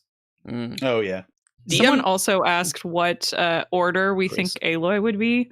I feel very Stonewardish about Aloy. She's just like rock solid determination. Yeah. Pushes through, gets it done no matter what. Yeah. She's like, I would say she's actually not very big on the protecting the innocent thing. It's sort of like when she does that, it's actually kind of incidental, which is actually what I kind of love about it is she needs to be convinced to care about other people, but for very reasonable reasons. She's got lots to do. You know? She's got lots to do, but yeah, she wasn't raised with other people, and that's a 5-minute in spoiler. Sorry. Yeah, I think that's acceptable. Ruined the game. I know. Ruined the opening cinematic for people. Well, DMD is talking about Way of King's Prime, whether we'll listen to it on audiobook or things. I'll probably far more Someday likely I'll to listen to an read it. audiobook than ever read it. I have an hour-and-a-half commute to my job, so that makes that's sense. one of the reasons I get up at 6 for my job. I will probably not. I'm one of those people who really struggles with audio. I don't take it in. My brain just passes over it. And This also happens in D&D when we're doing voice only D&D on the chats, and all of a sudden it's like I'm an hour in, and what are we doing? I don't know. and also I certainly read the first scene of that book, and it was a scene. It was definitely a scene. I can't say I had any feelings whatsoever, which is not a good sign in my opinion. When you read a scene and you're like, wow, I feel literally nothing. That's not good. The real question is, are they going to pronounce it Dalinar? Since that's how Call it Crom, because it's instead of Crem, it's Crom. Dalinar. Oh, Crom is the barbarian god from Conan. Yeah. Or the main character of Fire Emblem Awakening. It's a good game. Yeah. I'd love to play Fire Emblem someday because I love Final Fantasy, like the Final Fantasy Tactics series, so much, and I think it's that same like turn-based tactics sort of vibe. But I've never had like a DS or anything. So, Three Houses, Fire Emblem Three Houses is very good. I actually been meaning to start my second playthrough of that. Soon. I have it, but I was really busy when Three Houses came out, so I never have played it, but I really need to. But like the amount of options, I'm like, and like there's, my understanding is there's kind of a time limit, like you can't do everything and things, and that is scary. Boy, quarantine has changed us. Tries the incompletion. Not being able to do everything in a game. See, it's different. In like Bravely Default 2, you can easily level out every job. It is not especially hard, and so it's like great. I can do whatever I want. Whereas like in Fire Emblem Three Houses, I feel like if I make choices for characters, if I make like the wrong choice, and that could be problematic. I don't know. It's a little intimidating, but I know I'm gonna love that game, so I gotta get that game. I think if you do New Game Plus, you can like pick up where you left off. So eventually you can do everything. Yeah. You just have to play it 4 times. Oh, great. This is reminding me of I recently watched H Bomber Guy's 2-hour video essay, Why Pathologic is Genius. Pathologic is genius, and here's why. And that is definitely a game I don't ever want to play. I might play the sequel someday because he really convinced me that it's good. But yeah, there was a lot of like Pathologic apparently does a lot of things, but one of them is like there's no dialogue trees. If you pick a response, that's it. You don't get to go back. You don't get to see what the other options are. You move forward. And if you picked a bad dialogue option, dialogue might end early and you just didn't get the info you needed from that one. And like that's kind of part of the stressful horror vibe of like you really need to play it smart in order to get the info you need, I guess. But yeah, apparently it's designed to not be fun is what I hear about Pathologic. That's the horror vibes of Pathologic are like you're supposed to be stressed out all the time about time management and what's coming for you and who you can keep alive and all. Yeah, Nick, like, I imagine it's not as bad as it sounds. It's just like a lot. And right now, like, Bravely Default 2 came at a great time, and I can just get into that, and then I'll be like, yeah, I'm probably not going to play a game on my Switch for, like, several months after I'm done with it. Because I won't, honestly. That sounds like college. Do you need to have played Bravely Default 1 to Not play? at all. Not at all. Although, not at all. It's in a totally different world. Okay. So you totally don't need to. I 'Cause I thoroughly installed- enjoy it. Oh. No, wait. I was thinking of Octopath Traveler. Never mind. Oh my god, this entire Doki time. Doki. That's what I have to get back to. I never finished that. I barely I was about got to say into no. I Octopath.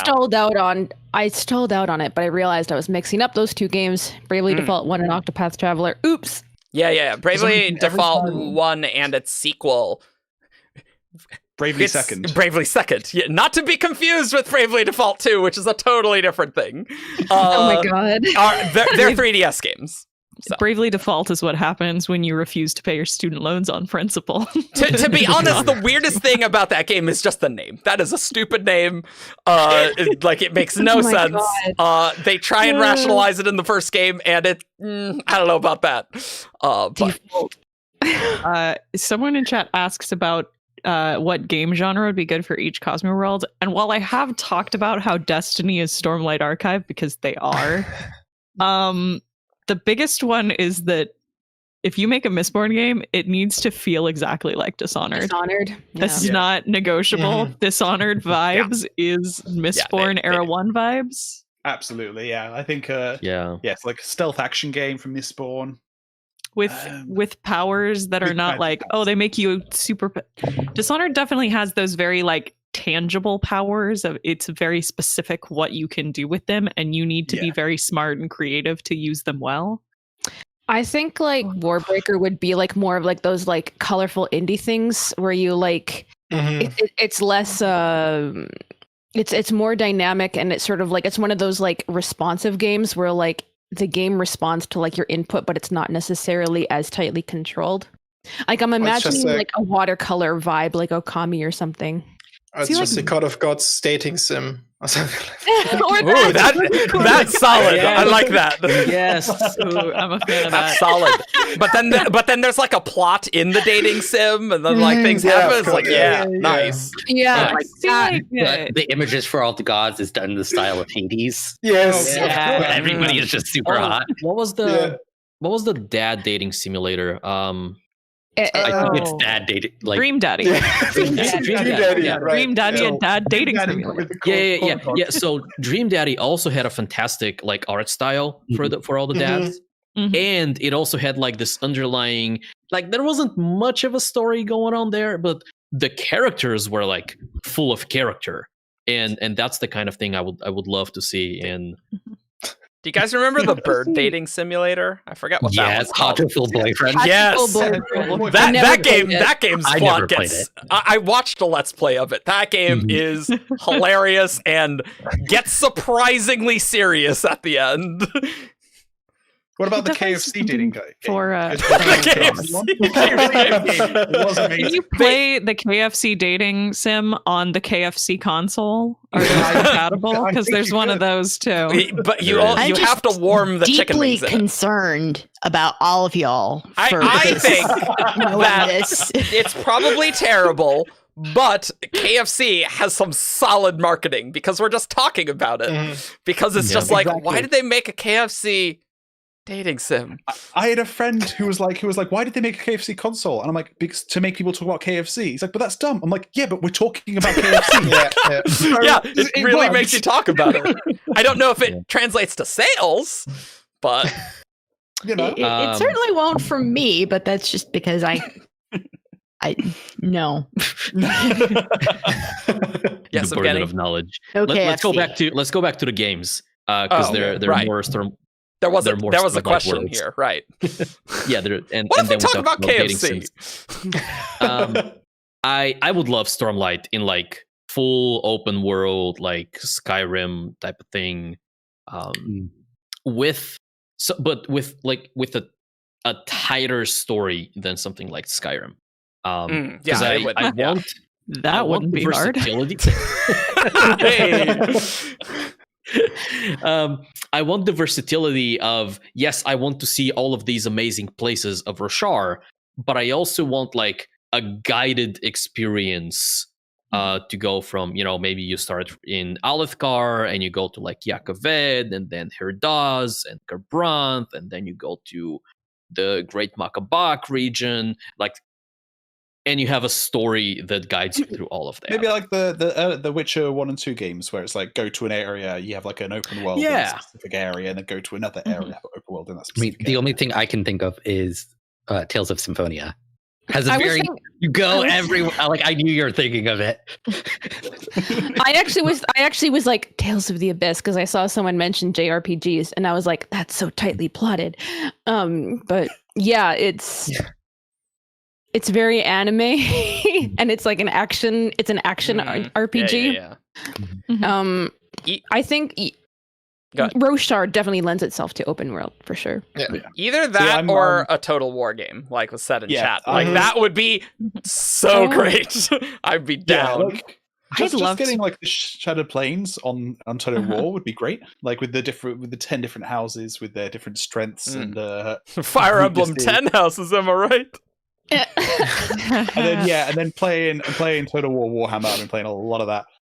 You could get magic people. You could get Knights Radiant playing as like the character, like the magic characters in your army. Yeah. It's all there. It's all there. Yeah. I would love to see like a Stormlight game set in like the Silver Kingdoms era.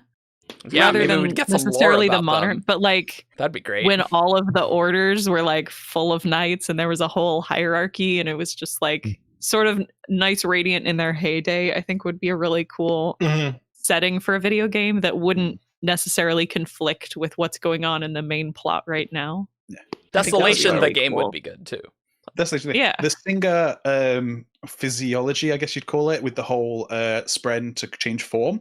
That's a video game unit recruitment system. That's true. Built right in. That is like the Zerg. Next High Storm, change of form. Other things. Yeah, and then like your guys level up as they grow through their own and get different powers. That's true. I was thinking of that unit recruitment right before you said it. I was like, ooh, yeah. Yeah, it's a gameplay system just written down, just laid out for it. Yeah, that's solid. Oh, are you were muted? Yeah. I realized that. What would be really cool is some kind of a puzzle game or a platformer game where you are a singer and you have to change form. Obviously, you can't like wait for high storms and stuff like that, but like you have to change forms to solve different puzzles and different challenges. Oh, I thought you were going to go Elantris with that. I thought you'd be like puzzles where you got to like draw Aeons and like. Like Elantris VR, where you've got to like actually I would love draw that the Aeons. Like I don't even need that to be a full game. It needs to be just a VR headset, and I want to draw Aeons, and I want the game to tell me, "Good job." Elantris would have been a perfect like DS game. I feel like. With the stylus. There was one. It was like a very not well-known game, like Lost Magic, that did exactly that. Like you had to draw your spells, and it was so much fun. Like I don't remember any plot or anything, but it was just fun to shoot fireballs or whatever by drawing stuff. Yeah. Assassin's Creed Luthadel. I mean, bad at that because I can't draw. Yeah, I would also be Palm terrible main- at this VR game. Yo, Palm is the main character of an Assassin's Creed style. Oh, dude, I sort would of be thing. so into a video game where you're playing as Palm as the Lord Ruler's Khandra. What sort of crazy things did she do? You can kind of do like the hitman, change your disguise throughout the Yeah. mission by like killing somebody Yeah. and becoming them. And eating their bones. No, that's tight. That's That is, amazing. because you That'd could be have really like you could have like a mechanic that's it's not like Watch Dogs 3 at all. But in Watch Dogs 3 you could recruit anyone. So you could have like a team of old ladies be your hackers. Right, yeah. But like you could do that, but it's an Assassin's Creed game where it's like, no, you can be anyone, and you could just eat them up, and then it's like, yeah, now I'm this person. That reminds me of that game Prototype, where you played as the dude who could just absorb people, turn into them. Oh, I remember Prototype. it was I never made- played that made game, but it whole was really popular thing. in the same circles as Assassin's Creed. Yeah. And you could do that. You could like 8 people, and then you could become them, and you could like sneak into military bases. And if you became like the commander of the base, you could be like point at people and order the people around to do things. It's great. Ben, you are so soft, man. We gotta get like your right mic. Leaning mic. back. We gotta adjust. You're so much quieter than everyone else. You need to up the volume in Windows, man. That's what Is you this got. better? I've removed my. Not pop really. filter. I'm gonna be totally honest. No, no. Adjust the I think sound the settings in problem Windows. is that Okay. your microphone is not pointed at Yeah. you. It looks like Yeah. it's pointed sideways. Yeah, and these that are does not not help. omnidirectional mics. For example, the The difference. mic needs to be Is this better? pointed. Is that better? It's now Yes, pointed yes, directly it at me. is. It Yeah, is that's significantly excellent. better. Excellent. Yes. Talking into the side of the mic does not work as well, even if you're the same distance away. Yeah. Damn. There, fact. there- yeah, we got mics that reject things that are not pointed towards. That's what you kind of want. Destiny is extremely Stormlight. I'm glad somebody in the chat agrees with me on this. I mean, she already Um, knows I agree, but you know. Yes. Is Someone else have- Godfall available for PC? Is what? Godfall?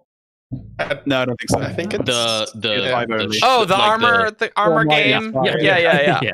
The one where they have It's like, the game where they have legendary suits of plate called Valor Plate.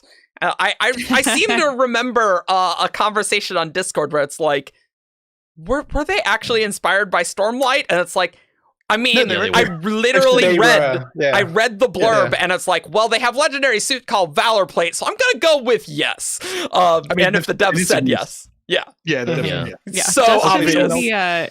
The Traveler was a super powerful entity that had the power to like remake and terraform worlds, and then it died, and all of the little pieces of it after it died gained sentience, and they go out and find people who are, worthy, and give them superpowers. And Yeah, also, okay. this is a Doesn't sound game familiar at in all. which rocket launchers and swords are both heavy weapons, and swords are much better than. Yeah, I I think can buy it for actually PC. the sort of fast-paced combat style of Destiny could work really well for Stormlight in terms of like imitating Stormlight healing, because Guardians kind of have the same thing. Is if you don't die immediately, your health is going to come back if you can duck into cover for like 4 seconds. And so combat is a lot of like duck out long enough to do your damage without taking enough to kill you, and then like find a safe spot to get it back, or like. And I think Knights Radiant would sort of be the same way. Like if you can find a couple seconds to like hold your Stormlight in and heal yourself up, you can recover from most things. Yeah. And if you don't have somebody stabbing you in the spine. the only thing is though, Destiny Several times is in like a row. dying is a very normal part of the experience. And I don't think you can do that with Knights Radiant. Like if the Knight Radiant actually gets to the point where they're dead, like They're dead. the nail's like, here is a regrowth fabrial. You're remade. Nail personally comes to res you every time. But it only happens to Alex. Hey. Uh, Mm-hmm. oh, someone mentioned falling the, guillotine is an excellent Stormlight. sword.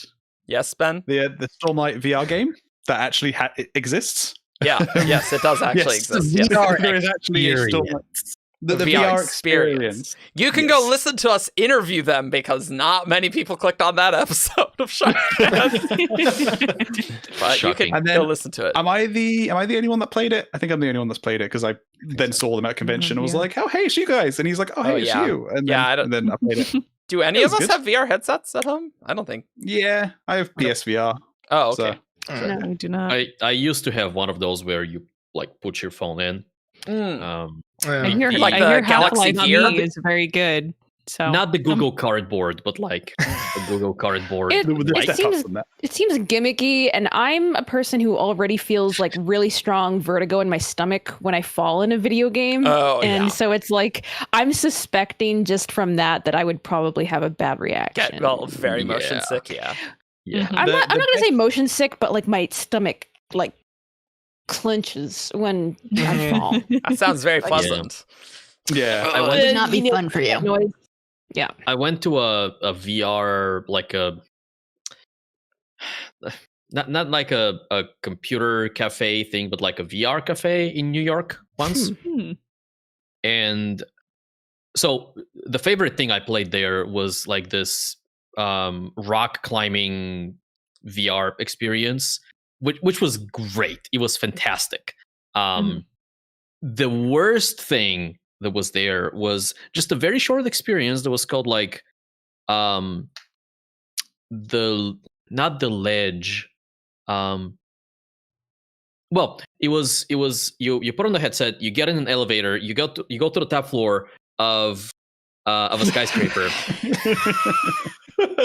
and you are on the roof, and there is a wooden just beam sticking out. Oh, is it called the walk or something? Or It's not the walk.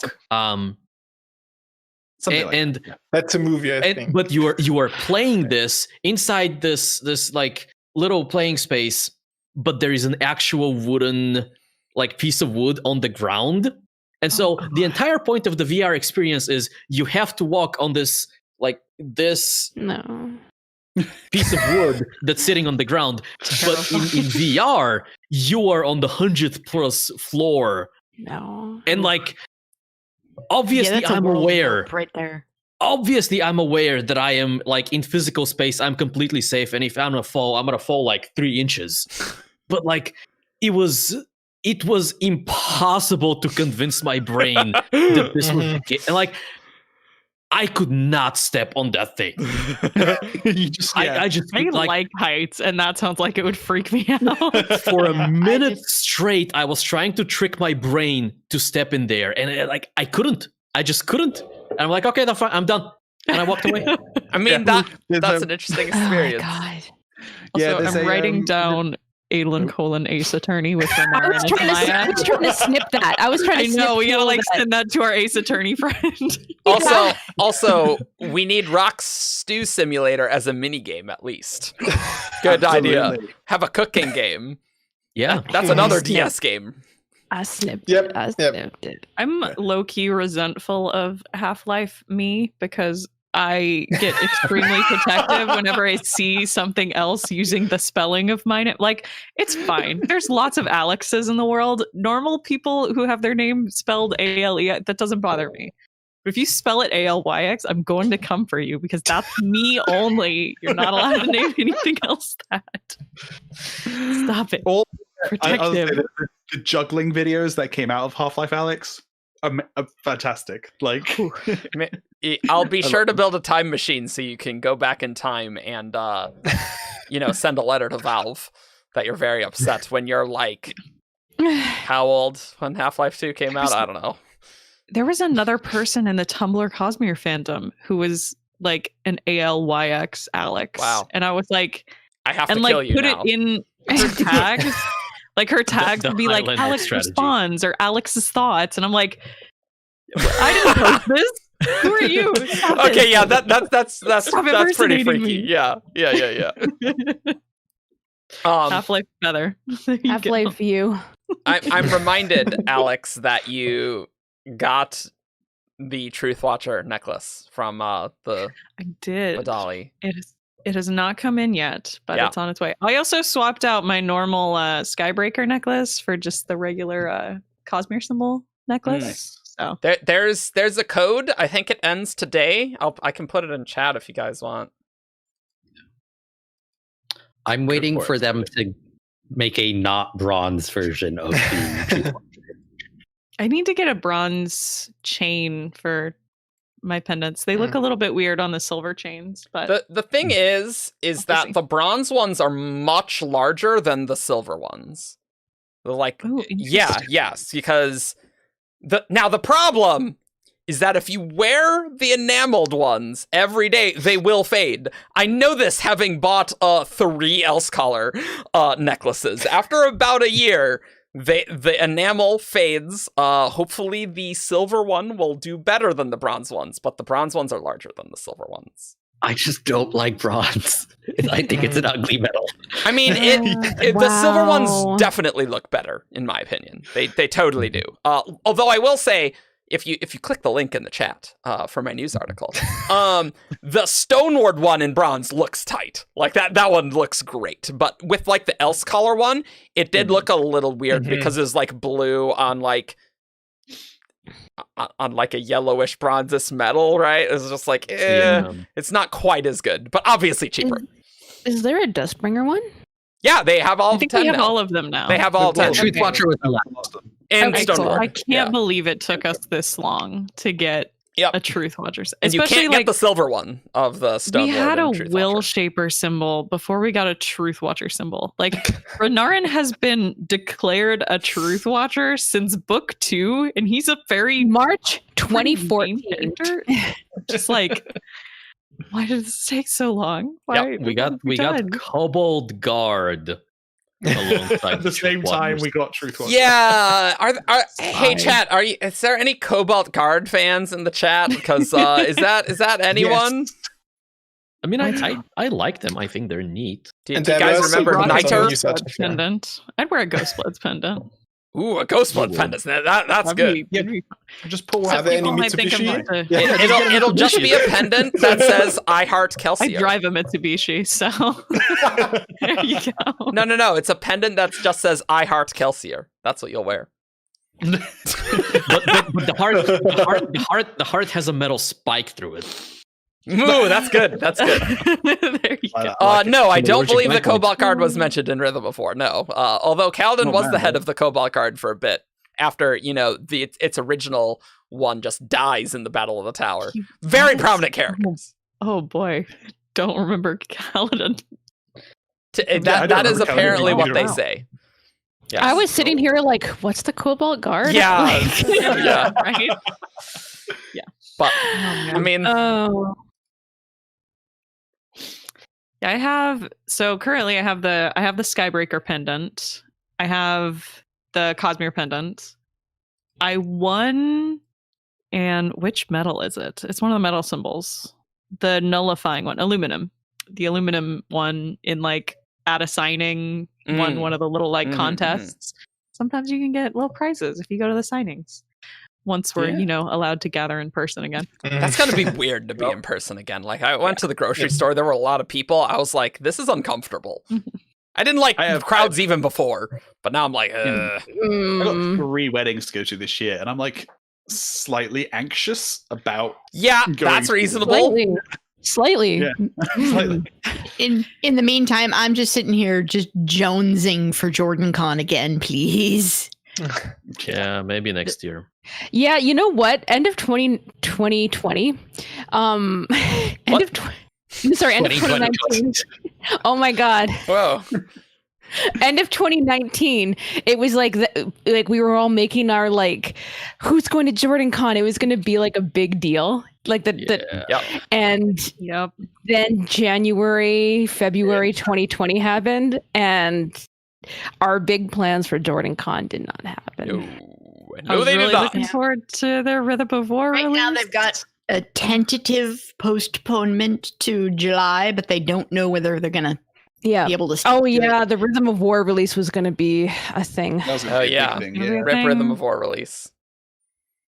So sad. I'm not going to really travel until 2022. I miss my cons. I was really glad, though, that there was a way to get the Rhythm of War sparkle pin. Yes. Yes. without doing Yes. I was like, oh no, I'm gonna miss that one because I don't really care about the rest of the swag pack. Then someone's like, no, you can just get the pin on its own. It's totally.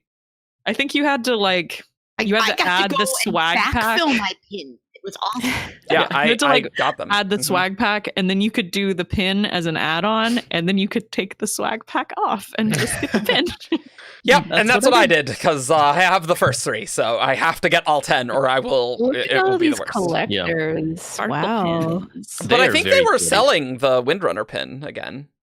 Yeah, they're selling all the. So ones like now. they're going to be significantally less rare because you can just buy them now. But Yep. to be honest, that's better because I don't really cool, like super exclusive nature. items that you get at signings.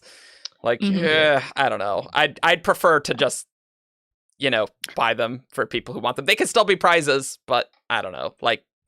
And even on signings, they were exclusive because They were. most of those went to like cosplayers. and Yeah, stuff like yeah. that. So they were like really rare. So I like honestly the ones you can buy in the Brandon store, these pins that we're talking about, they're way nicer than the Kickstarter pins. I'm just gonna be honest. Like they are just strictly better. I thought about getting a new Windrunner one because for whatever reason, the blue glitter on my Windrunner pin is super faded. It almost just looks silver now. Oh no. Maybe you should get should another get one. I mean, it's like $10. BRB. Show and tell. Now Show it's and tell. happening. Yeah. Let me get my Will Shaper one. Oh man, how you guys doing? Well, chat. Oh, is it? Now it's just us. Hello. My headset's wireless, so I can still hear you guys. Like this is what the Will Shaper You're not one on screen. looks like. Doesn't this look awesome? They all are on the colors of their order and sparkly, and you just go to the Kickstarter and look at how much worse they are than these. Like these are tight. These are great. Yeah. Hello. The purple one specifically. Oh is- yeah. This one's spectacular. I really like this. Do the thing. Oh wow. Yeah, that's really Wow. That's really faded. Yeah. wow. So I like how you it's- held it upside down, so it made it look like the Skybreaker one. No, that's right side up. Oh no, it's not. No, You're right. no, definitely not. And then I've got the other ones. That's the Yeah. fonts. Mhm. That's the one. I haven't even taken this one out of the little Yeah. baggie. I know when I was moving, I thought I had lost my Windrunner and Lightweaver one, and I was like really sad. But I ended up finding them. Amusingly, the Windrunner one was on a high shelf, and the Lightweaver one was hidden in a bag, which I felt was very thematically relevant. But now all of these things are in a single spot where I will not forget about them. I think it's because, Alex, I had the Lightweaver one in the same bag that I took to the Words of Radiance release. And it's just always been there because I rarely use that bag. So This the is the only only pin I have is the Cosmere, the white and gold. yeah, Cosmere I mean one. that one's Yeah. nice. That one's nice. I for do sure. not have that one. I do have this one, which let's see if it'll focus. What is that? Which says award-winning fanfic writer. Oh, wow, that it focused. That's nice. After AO3 won the Hugos. Oh, nice. Oh, that was so much Cute. drama from some of the regular Hugo voters. By the way, that was I have still not gotten my Stabby award. Yeah, I was gonna say we should get Yeah. our own pins. Something about award-winning website moderator. That's Or true. whatever. That's true. We should. Award-winning moderation. And then we can say to people we ban, it's like, no. We're award-winning. This is an award-winning ban. Take it up with Reddit. Take it up with Reddit. Yeah. I Take still it up can't with believe we r/space. won. I know, right? I believe we were nominated. Yeah. Yeah, that's weird. Yeah. I mean, it's great, but yeah. We're very appreciative of We are the very win. appreciative. I mean, to be honest, there are not really that many dedicated websites anymore, right? True. Like for That's fandoms. also true. Like there are some blogs. Like I know Jess was looking at the Cassandra Clare fan site, which is just a blog. Their forum has 34 posts. And it's like, well, okay. So it is literally just a WordPress blog, and that's fine. But there's not really dedicated forums because you can just have a Facebook group or a subreddit, and that's a lot easier for most people.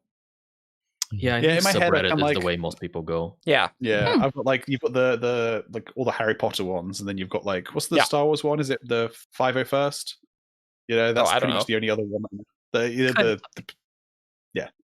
those are don't like the only ones I know. Oh, like Yeah, I think like Pottermore. Winter is Coming is one. I think there was Yeah, like there's a one bunch of Game of Thrones ones that just like decided like to become a Lord of the Rings fan site instead at some point. I vaguely hilarious. remember that being in the news That's after hilarious. season 8. Yeah.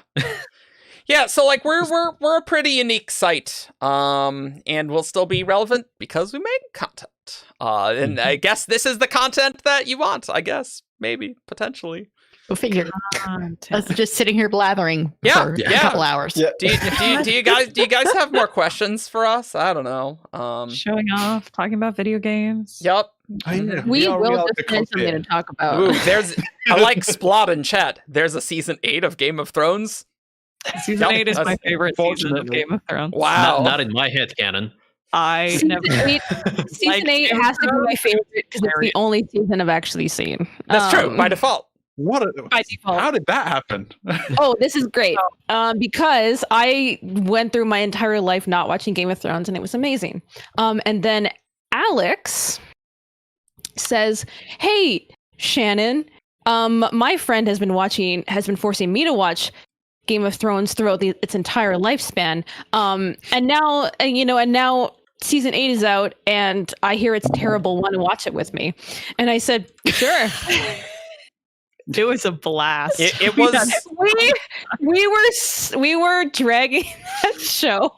I was like, "This is terrible." Jess would like rant to me for like 2 hours after the episode, and it was just her rants are primo, chef kiss. It's so good. It was one of those things where like I have to trust that this show was quality before, because what I saw in season 8 was like, I have never been so unimpressed with a writing team. I get like flashbacks to how angry I was after. I'm going to spoil season 8. I'm going to spoil season 8 because who cares anymore? Who cares? No one cares. And when Season 8 Tyrion's like, Thrones. "Who has a better story than Ban the Broken?" That's not what annoyed me. What annoyed me was the camera turning to Bran and him being like, "Why do you think I'm here?" I'm like, "Why you?" Oh, I get very angry at that moment. You know what? I think what makes me angrier is like the show is season 8 is bad. It's terrible. What makes me even angrier is watching the showrunners' justifications for the decisions that they made and like seeing how flimsy they were. Like that's actually what made me angrier than watching it happen in real time. Needed to be fleshed out. Yeah. Extremely funny that they rushed through their final season so they could get to Star Wars, and then they made it so bad for Star Wars. Thankfully, That is pretty hilarious. watched a TV show that is extremely popular and everyone thinks is great, but you never liked it and watched it because your friends were really into it. And then in the final season, it crashes and burns, and you get to laugh maniacally and say, "I told you so." A+ experience. Really highly recommend. So I felt It's fun so to hate on things. It's pretty fun. vindicated. Yeah. I At feel least like it brought somebody joy. I feel like the Game of Thrones show was very faithful to the book, because the first couple of seasons were pretty good, and then it's just downhill from there. Yep. I'm told I would season say 1 is season like 1. almost spot on. Yes. And then like the next couple are still fairly good, but kind of adaptation-y, and then it just kind of goes Which off. season 1 how the is like books one of go. the best adaptations of all time, in my opinion. Like, I thought like I hear the split is like seasons 4 and 5 when they're When not they good run enough. They're not Yeah. good enough writers. They're really not good enough writers to carry on without material. It Yeah, really they felt ran that. when they ran out of the source material, they floundered. I think better writers would have been fine. Better showrunners would have been fine. Yeah. They might have been different from the books, but it would Good have been. adapters, bad writers. I was watching Lindsay Ellis's analysis of it, sort of like the That was great. She has great videos about it. She does have great Yeah. videos. She talked about how part of the problem was the later they got into the adaptation, like the show was starting to diverge in certain ways just because like the characters in the show had sort of become different people. But despite this, they still tried to keep some of the like book story beats, points, even though they didn't make sense anymore for the characters to do that. Like she talked about Tyrion. She's like, the problem is that oh goodness, what's the actor's name? I'm totally blanking. Peter Dinklage. Peter Dinklage. She's like, the problem is Peter Dinklage is just so likable. And Tyrion is like a fan favorite, and he apparently in the books he's like way more sort of like gray morality, kind of a really questionable character, and does like sort of bad things. But in the show he became so likable, we can't have Tyrion doing like bad things and make people not like him. But we still kept bland as like bad things that Tyrion does, except now he's not doing them for like bad reasons, like the Shay subplot. It's supposed to be sort of like a start of darkness for Tyrion or whatever. Yeah, so stuff like that. Go watch Lindsay Ellis. She has an amazing analysis. And if you cared about Game of Thrones, it's actually, it should be very vindicating to find someone who like gets it. I would say. I didn't watch Game of Thrones, and I was vindicated. I've only heard about it secondhand, and that is perfectly great. Yeah. There's some Cosmere questions as we've been talking about Cosmere stuff. We're producing conversation. Yeah. Oh yeah. Oh hey, we've done that. That's why I don't plan anything for these. Fletcher asks, what are you each most excited for to come in the Cosmere? Spaceships. Dragonsteel. Renarin flashback book. All right, speed round. Let's go. Nice. Yasna flashback book? Yeah, I mean, those are going to be great. Harold's being heraldy. That'll be great. Harold's being heraldy. These Hobbit videos also extremely good. You should watch those. Alan getting his brain back. Ooh, that'll be a good one. I'm excited to learn about the Ephilon Trinity. Ooh, yeah. Oh, that's a good. Yeah. Can't wait to find out what a Tamakek is too. Nice. That's an in-joke that very few people know about, but we do. Somebody earlier had asked about the mystery we're most excited to find out about. And boy, can I not wait about honors purposes. Mystery. I really hope Kaladin does that. He survives book 5 and he gets space whales. That would be great. That would be sweet. And he has a squad of space whales. That'd be great. The back half gets weird. Mystery. I don't know if I even know of any Cosmere mysteries. Yeah. Just can't think of any mysteries. Layers of Coin, mystery. shards, Trell. I don't know. I hear you guys talk about stuff, and it all like it just I delete it. Yep. I don't care. Ooh. No. Okay, never mind. Question about a Twinborn versus a Knight Radiant. My thing is, I think the most like combat dangerous Twinborn is like Miles, the gold compounder. Yeah.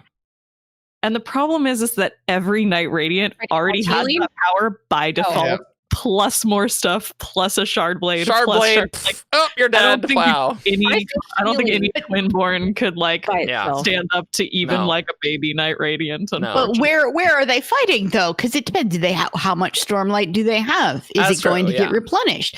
I mean, there are so many different variables, even beyond just what kind of Knight Radiant and what kind of Twinborn.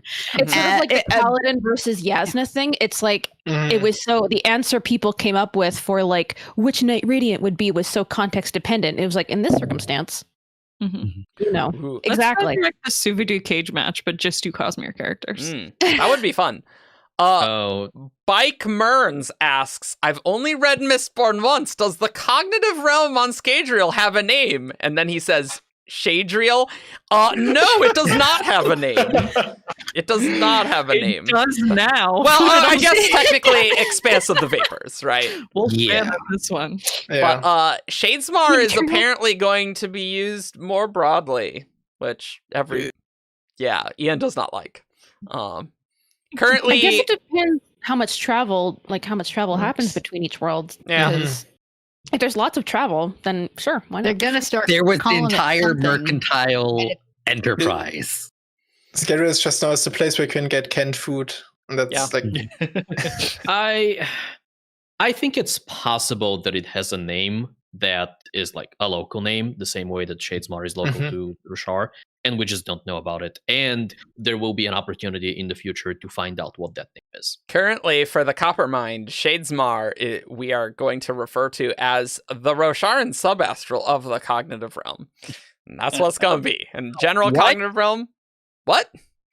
Subastral? Yeah. What's happening? Yeah, Hoyd says it once in Secret History, so we really took that to heart. Yeah, we really like this term. God, I hate Romatics. It's an awesome term. No, it's a nice term. I really like that term for the different places in the cognitive realm.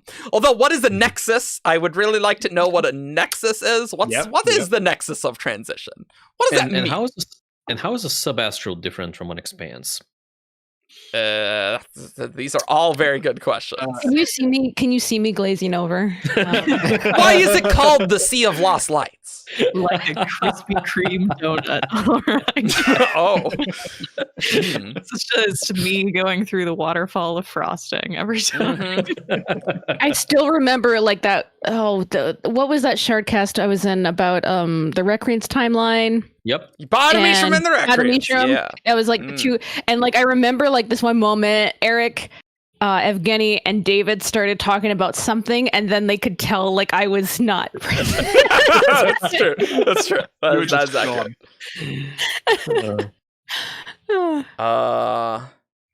I don't know. There's a lot of things in chat. I miss things. I'm sorry. DMDs. Rosharans will call everywhere in the cognitive realm Shadesmar because Rosharans are great with names. That's a quality chat comment right there. Yeah, that's how Alethi works. Yeah, Alethi language. They love that.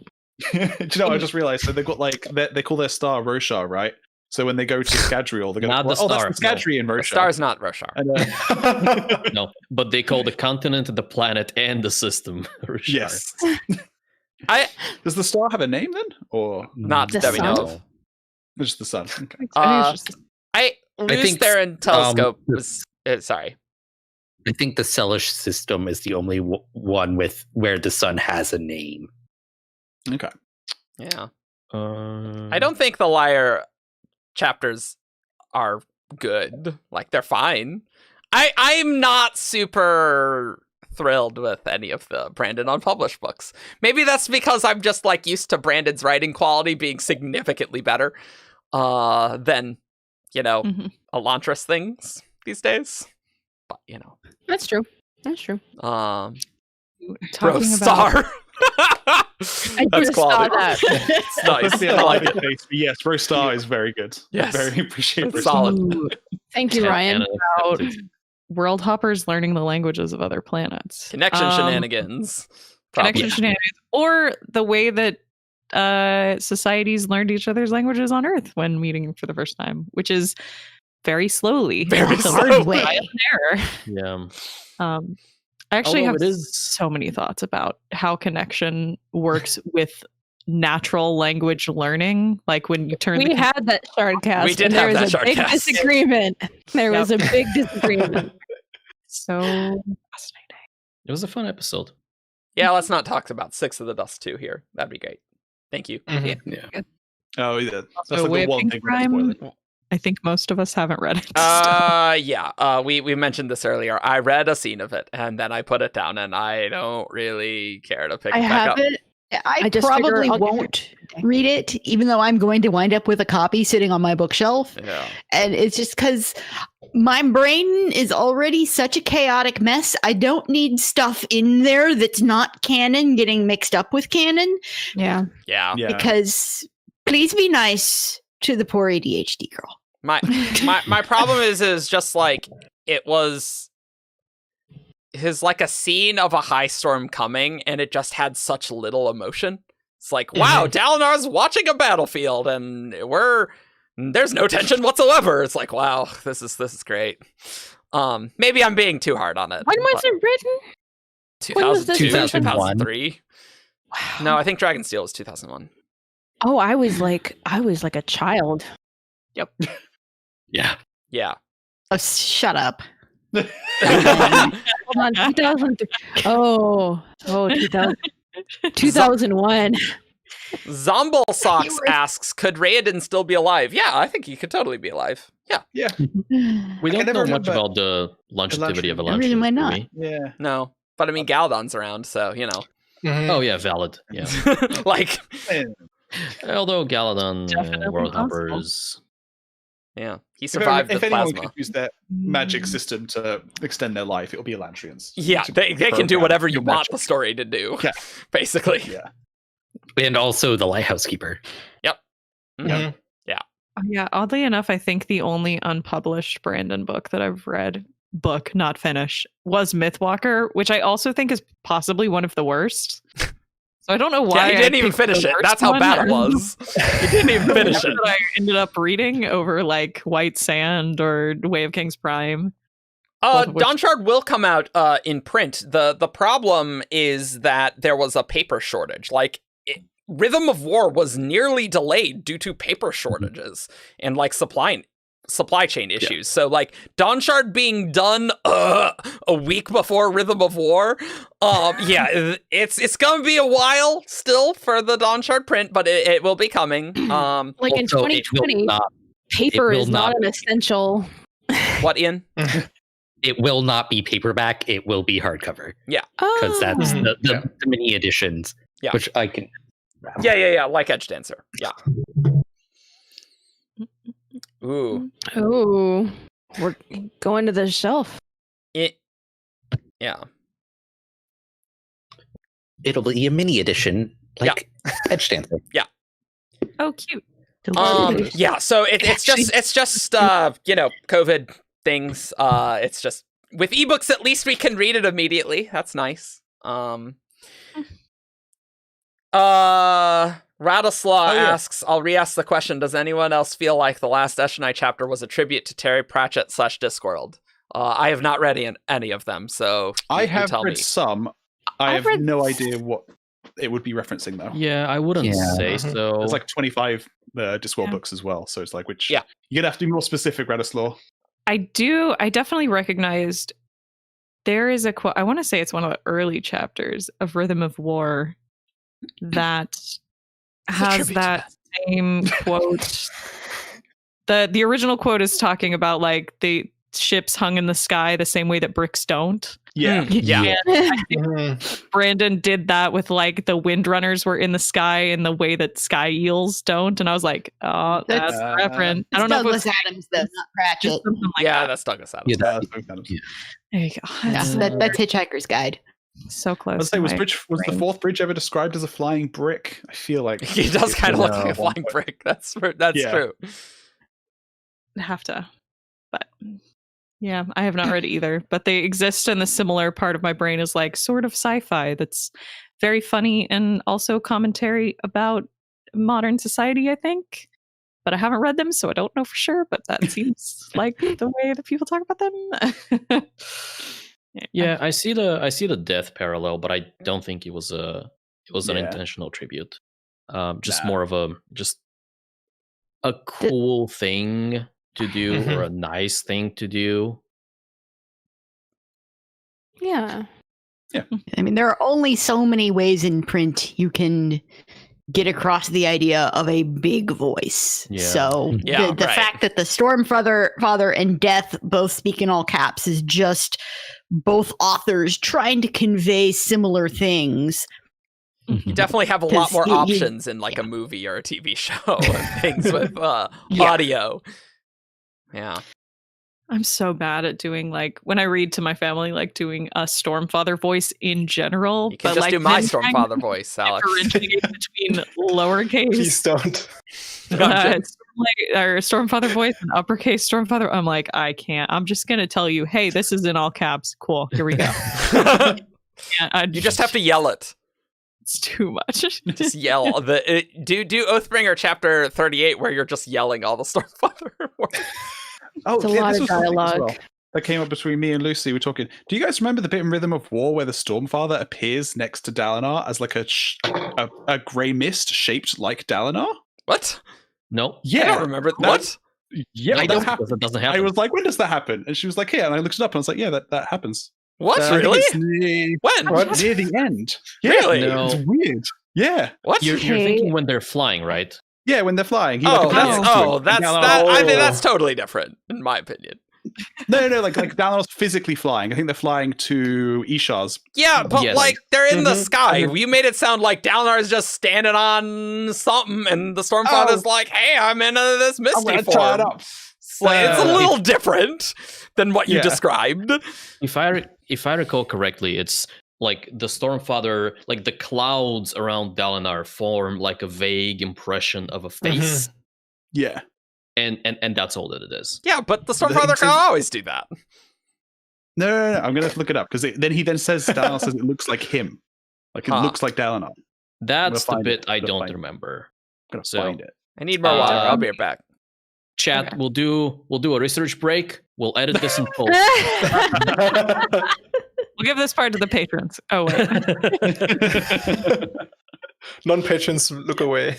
This is the post 2 hour. We need to stretch our legs and do we know how Vivenna's still alive? We don't. There's a million of them. It is very possibly. We know people who don't have like life extenderiness can just, as part of world hopping, get to different eras. They can't go backwards, but they can go forward, sort of a deal. Yeah. We don't totally know the mechanics of that, but it is something that's open to like normal people. So it could be that, or it could be breaths do breaths extend life. Yeah, too. Do help. Yeah.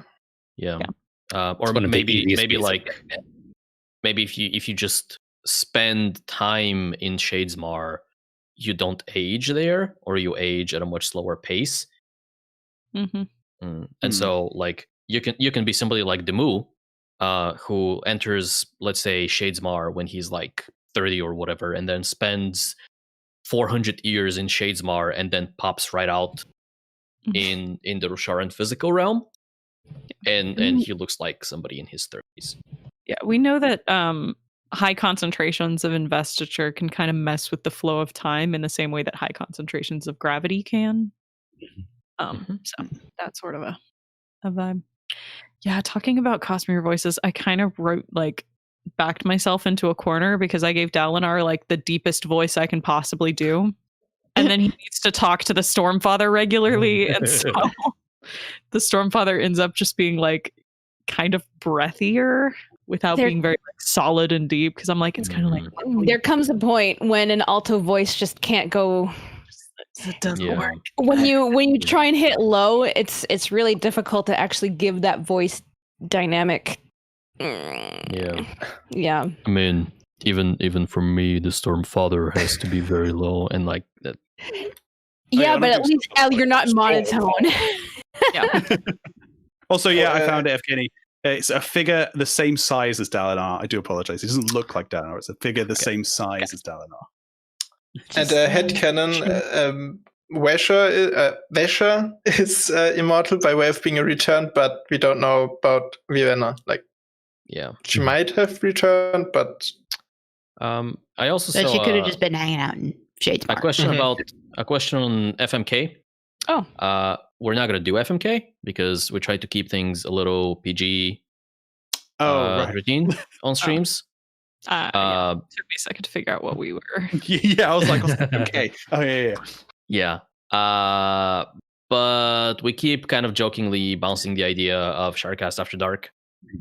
I mean, if we want to do that game with a different name, we could just do Bed, Wed, Behead. Bed, Wed, Behead. Yeah. A classic. Interesting question. First of all, Gabby, I'm so sorry that you have addressed this question to me because I'm not the real Maddox person. I think it takes a lot of investiture, like closer to like Splinter Tide. But on the other hand, what's the question? Nightblood talking about does Nightblood experience the world oddly? How much investiture is needed for the time distortion? Yeah. And I'm like, okay. But the thing is, Nightblood. Go ahead, Alex. Notoriously terrible at like keeping time. Yeah. Nightblood is very bad at, I saw Vasher last week, or maybe it was 500 years ago, sort of a deal. So maybe a minute, thing to do. 800 minutes, 1,000 minutes.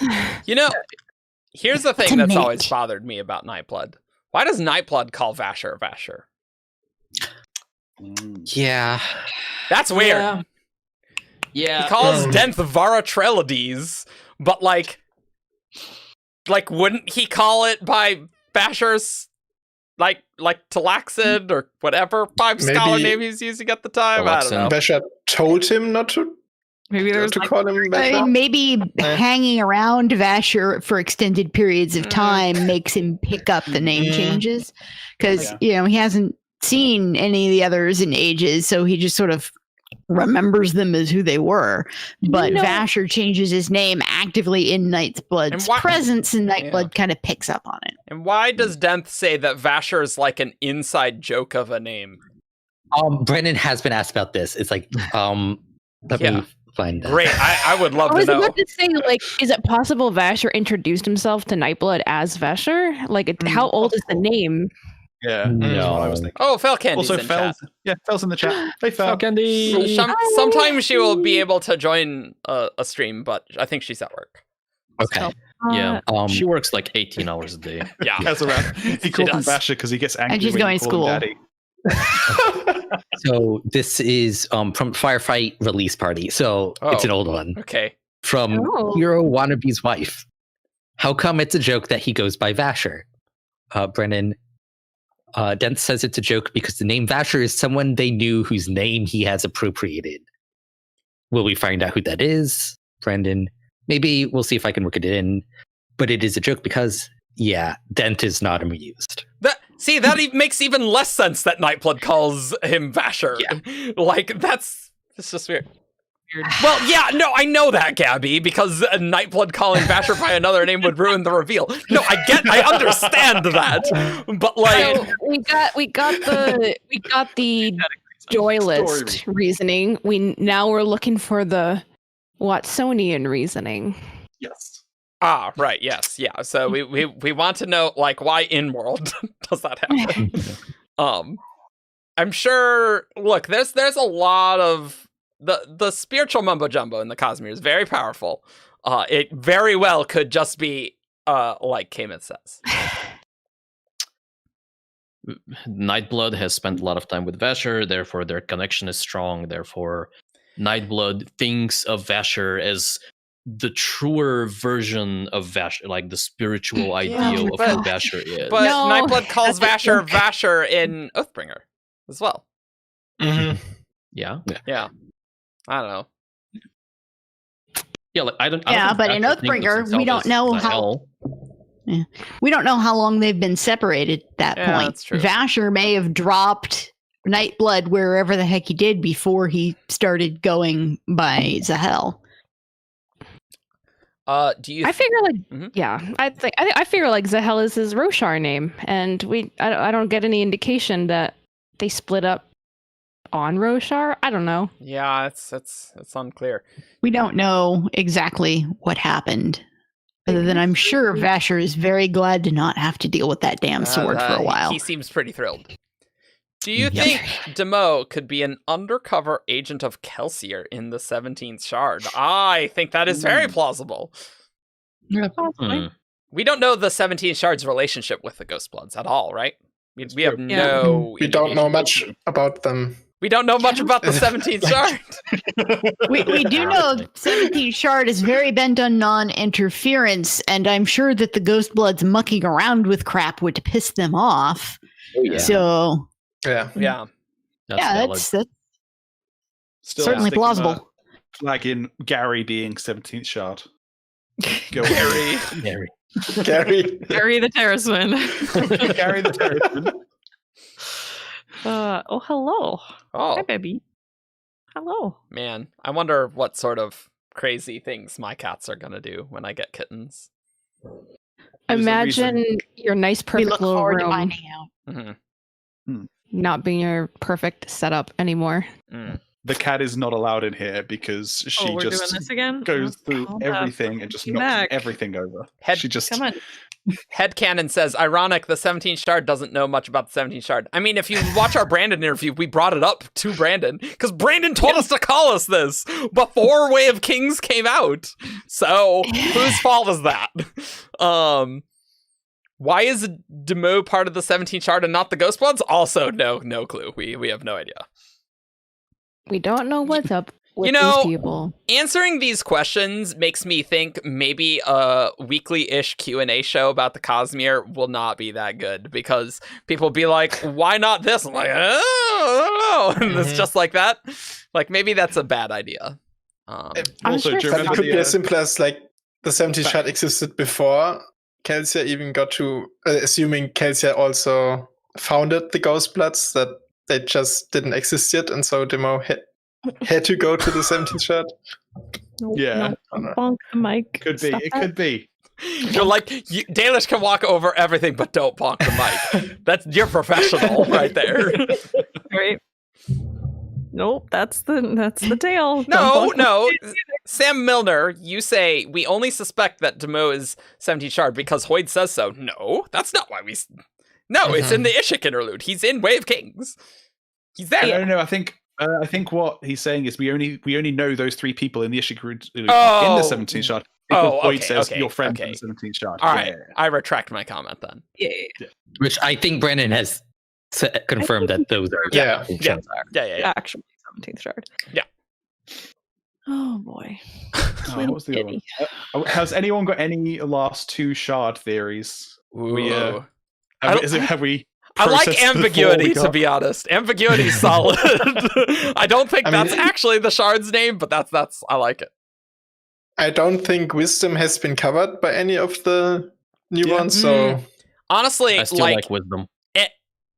Switching Ingenuity to Invention, like if Brandon was toying with Ingenuity instead of Invention, that does leave a lot more room for Wisdom. Yeah. Like Yeah. Ingenuity Or I and like Wisdom Prudence. felt a bit too similar, but Invention. I like Prudence instead Prudence of is Wisdom. yeah, Prudence, yeah. Like the Wisdomy shard, I guess. I wouldn't mind something Procrastination. like joy or enthusiasm. I think Mhm. Oh, that's called enthusiasm. Odium. like happiness.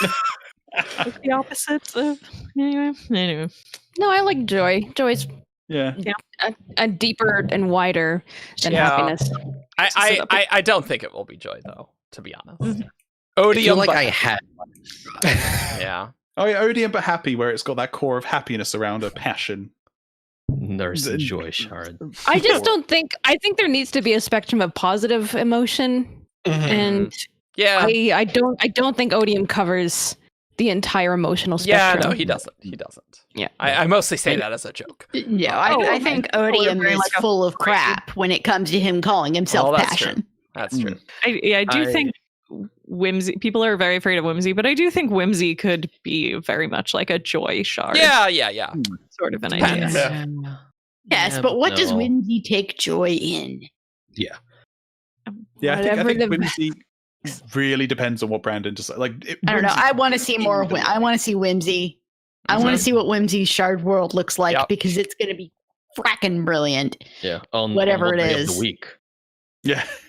Maybe There's we'll a, just get 2 more shards, just like randomly. And That's what I'm thinking. I'm always thinking like the having 16 shards is a lot of shards in that end game.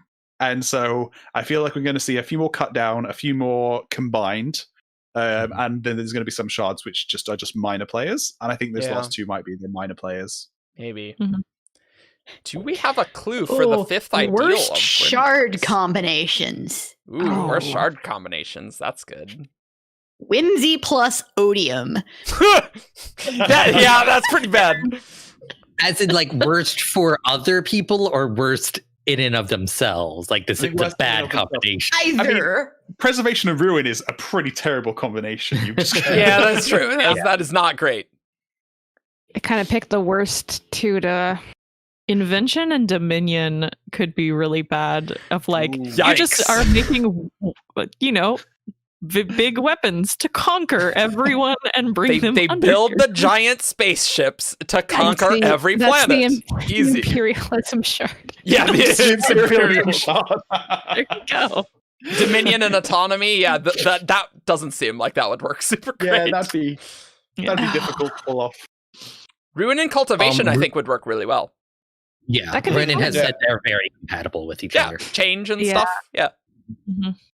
With the change Dawn Shard too? Easy. Get them all there. I did. There were 2 comments very close together about any theories about the 5th ideal for Windrunners. And that's actually a very good question, because 4th ideal, we kind of knew, but I don't know what 5th ideal would be. Oh my god.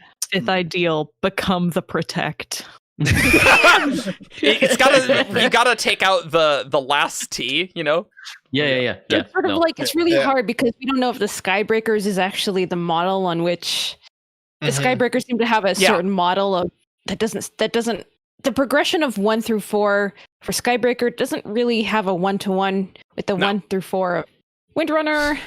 I'm kind of starting to think that the Order's oaths are more like spokes on a wheel. Like, we all start with the same one, but everybody else's get progressively different from everyone else's.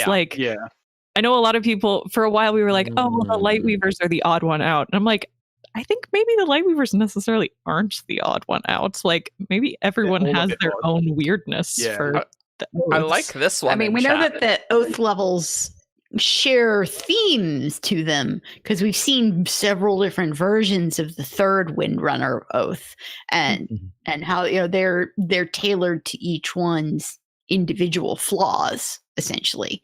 So when it comes to finding out what the 5th oath is, it's probably going to again be dependent, and even I'm curious to see how the 4th oath is going to look on the different Windrunners. Oh yeah. I like to the next chapter saying, I like the idea of something like, I will allow others to protect themselves, or I will help others protect themselves. This is my the way that I think about it, because Windrunners are all about protecting and leading, and all of their oaths have been protection so far. And so I've always thought his last one is, it's the first one is, I will protect everyone, like I'll protect people who can't protect themselves. And every oath after has been kind of not rolling back, but adding exceptions to that. Asterisks. Asterisk. Yeah. Caveats. And then, so I think the last one is kind of the ultimate. I have to allow people to make their own choices and protect themselves. They need to lead people and let them make their own decisions, though, because you can't. If they wish for that, I will protect people. I have to accept that I can't protect everyone, and I also have to accept that they need to be able to make that choice. That I can't always make that choice for them. You know. Yeah. I like that. Interesting. I like it. I'm kind of like, I kind of do see Truth Watchers and Skybreakers on 2 ends of a spectrum. It's sort of like wait, Windrunners or Truth Watchers? You said Truth Watchers and Skybreakers. I'm so sorry. I didn't mean to say Truth Watchers. Okay. Lightweavers and Skybreakers. Okay, that makes a lot more sense. Just wanted to be clear. Yeah. I was like, I know what I said in my head. That was everyone's. I feel that. Lightweavers are like the most individual, and that there doesn't seem to be a theme. It's just what everyone needs in that moment. And Skybreakers seem to be the most, I will say, the least individual. And sort of like everyone, the structure of it is the same for everyone. It's just a matter of which it makes sense why the Skybreakers would be like the most codified of the oaths. You know, that's kind of how but there's Skybreakering works. How they do. There's a ton of flexibility within the Skybreakers. Like you have this very rigid structure around the oaths, but like the ideal of Crusade, it's all custom. Anything. Yep. The law system that you choose to follow for your, was it second, third is whatever you want. You can be a pirate. The fact that it can be a person too, that you can choose a person as your like code of laws, is fascinating. And like becoming the law sort of also is the most individual you could possibly be. Yeah, what does that even mean? Yeah. Ooh. And I think it really can mean like different things to different Skybreakers in terms of some people will see themselves as like the arbiter and the enforcer of justice when they're fifth oath, whereas some would see themselves as more like the judge figuring out appeals and that sort of thing. Ooh, the thing I have against that is that you have to get the high sprint to be on board with, and they seem to have one idea of what. Yeah, the high sprint are pretty weird. But I think in the past there was more flexibility for the Skybreakers. Yeah. It's the modern Skybreakers have gotten more and more like rigid and narrow in like what is acceptable. So like modern Skybreakers wouldn't approve of you picking the pirate code as your code of ethics. Old school Skybreakers would be like, okay, yeah, that fits. It's sort of like your high sprint is not your friend and partner in this journey of life. Your high sprint is your boss, and they have to approve of the decisions you make. I don't like that. We should really like maybe do Zeth and his Spren, that podcast that's been on our list for a way long time. I will definitely talk about Zeth forever. Granted, we didn't really get that much more in Rhythm of War, but I mean a bit. But I feel like part of the reason the Skybreakers are so messed up is just they were already the order that looked for like obeying leadership and hierarchy as honorable, honor as an expression of like obedience to hierarchies and things like that. And then Nail decided that he wanted to be the leader, and he's so crazy and like it's not great. It's sort of that problem of like, if the person that you say defines morality is off the deep end, like who are you to say that you know justice better than the divine embodiment of justice, you know? Especially if your whole thing is about like following the orders and following the authorities over sort of your own feelings, and that is how you express honor and be honorable.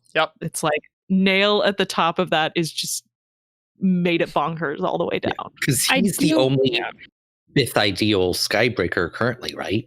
I think so. Yeah. So, he says like no one's attained it in centuries. Probably because they're like so focused on him, they're not expanding like, okay, like I can be the law. So they can they've never been to reach fifth. That makes sense. How much are we gonna get like of Zeth's progression? Like I don't like that almost makes me want Zeth to live in book 5 so he can become the law later, you know? Oh yeah, I want to see what this looks like, because right now as it is, there's some huge chasm in between the ideal Skybreaker, which we are talking about but does not actually exist. I think a lot of people who like Skybreakers are not seen like looking at what exists on the page and is like the version of the Skybreaker that exists in their head. Right. Alex? Hypothetical, like what the order. The hypothetical, but that's not what we're seeing whatsoever. And what we see on the page is super scary, super broken, not something to attain. Aspire to, thank you. I like how the quiz was like, about the Skybreaker results, like, so the Skybreakers are a bit less crazy, like in general. So, like, don't feel bad that you got Skybreaker. In this version of the Skybreakers, the nice ideal that no one knows actually what it looks like. The plotline that I really want to see involving the Skybreakers is, I think we get a little bit of this from Zeth of like, Zeth is choosing to go in a different way from the other Skybreakers. But I think what I want to see is a Skybreaker that does that, but then also is actually turning around and saying, no, I want to fix the Skybreaker order. The hierarchy and laws that we are governing ourselves by are not good. And because I care about hierarchy and laws, we need to fix this. This is, unfair. It's unjust. We need, and I think that sort of change just by the nature of what the Skybreakers are has to come from within. True. That's the ideal Skybreaker character that I want to have happen. And Zeth is in many ways a good candidate for that, because a lot of his character arc has been about obedience and following of laws, and then eventually questioning his obedience and the laws that he has been following. True. Yep, that is true. I would love if, like fixing Shinovar, that's a great idea, but I would love if he figured out, like, actually, Shinovar's not what needs to be fixed. The Skybreakers are what needs to be fixed. And that becomes the Changing the crusade on the spot. I feel so good. Oh, I love I it. feel like the Skybreaker Order has to be pretty important for book 5, right? Because It's a Skybreaker book. yeah. Just like how just so important the interesting. Will Shapers were to Rhythm of War. But like we'll see what that's like. Zombo Socks, we don't know that the last book is 10 days. We have no idea. Yeah. Mhm. I think the expectation, like that people had like 10 seconds after that, or however long, with the second thought everyone had reading that was like, okay, but wouldn't it be fun if it wasn't 10 days? Yeah. So the thing I really like about like Knights Radiant is that there is at once like the platonic ideal of like what a Knight Radiant is, like the idea of the orders and this power set and these ideals, and like actual like human organizations like that. Oh yeah. Like, so like there is this like all of the orders like in their like theoretical form are like good and like beneficial. Like when you put people into them, like they start developing problems. It's like Star Wars. It's like there's a lot of like people that are like, oh, Jedi are terrible. Like look at all the problems. Well, it's like, no, being a Jedi is a good thing. Like it's the Jedi Order, which is different from being a Jedi, Right. was corrupt in some ways and like was problematic. So it's like being a Skybreaker is a good thing. Being a member of the Skybreakers currently In reality. Not so great. Yeah. Yeah. Yep. I kind of realize I feel the same way actually about Dustbringers, and that there is not a good version of Dustbringers that really exists on screen yet. We've seen Rishi King, we're pulling for you. Yeah. Which they specifically were like, hey, maybe don't talk to the other Dustbringer. Don't talk about Maybe this. don't be your own Dustbringer. We think you could do it better than what's happening here, actually. Yeah, and it's sort of like there is a version of Dustbringers that I have in my head and I want to see on screen, but we haven't seen it happen yet. I just want to see a version of Rage that is not treated as a moral wrong. Let's see it. Let's see it, Brandon. That said, I do like topic for the Moash podcast too when we get to Moash. That said, like I do like Raboniel has a line about like the modern day Windrunners being very similar in structure to the old one. And it's like she has like this line of like something about crystal lattices, and it's just like, oh, like it's just a great line. Something I like about, in many ways what we're talking about is like the Silver Kingdoms era of Knights Radiant stuff. Yeah. And one of the things that I would be one of the things that I love about that time is the conflict between some of the orders of the Knights Radiant. Yeah. I find it really interesting, not in the sense that, oh, it's surprising, but in the sense that, oh, it's just very compelling to read, how the Windrunners and the Skybreakers were always in conflict because they have these very very competing ideas about what is good and what is right. I think that the one, there's like a truism that applies here, is that the law has nothing to do with what's right and wrong. Right. It's like D&D, law and chaos is different, entirely different axes from good and evil. Yeah. And there's so much to do in book 5. Like I'm just so interested to see what Brandon's gonna do, because there's so many threads and places we can go. Like what's gonna be resolved, what's not gonna be resolved. Like I don't know. There's a lot of stuff. It's gonna be cool. I've been thinking a lot about the whole: is it gonna be 10 days? Is it not gonna be 10 days? Yeah. And on one hand, it is such a Brandon thing to do, to like take this 1,000, 1,100, 1,200 whatever page book and make it last only 10 days. Like that's the kind of thing that I think he would want to try to do. And in some ways the last Wheel of Time book does similar things, right? Like the last battle chapter is like 300 pages or whatever. Oh god. Which did is get me, by the way. The whole like which is interesting. Chapter, and it was the last one. He got me. It's interesting because he also talked about how he wanted reading the chapter to be kind of this exhausting and almost grueling experience, because the last battle is exhausting and grueling for the characters. And so anyway, that's a side note. I do think that it would be fitting for him to try something like that with the fifth book, but also, and this was brought by somebody else when we were having a discussion on this during the podcast, everything in these first 4 books has been pointing to the Contest of Champions. Like, since the end of book 1, when Honor told Dalinar that, hey, maybe you can trick him into doing this contest, everything has been about this contest. And so to resolve this contest by the end of like part 1 or part 2 or part 3 or whatever would feel a little cheap. I think it would feel a little bit like a broken promise, because all of this build up and then you cheat on the payoff so you can have like a switcheroo, so you can have an unexpected twist. It would have to be. It would have to be like incredibly genius to land it. You know, it's. Yeah, I'm reminded of a little.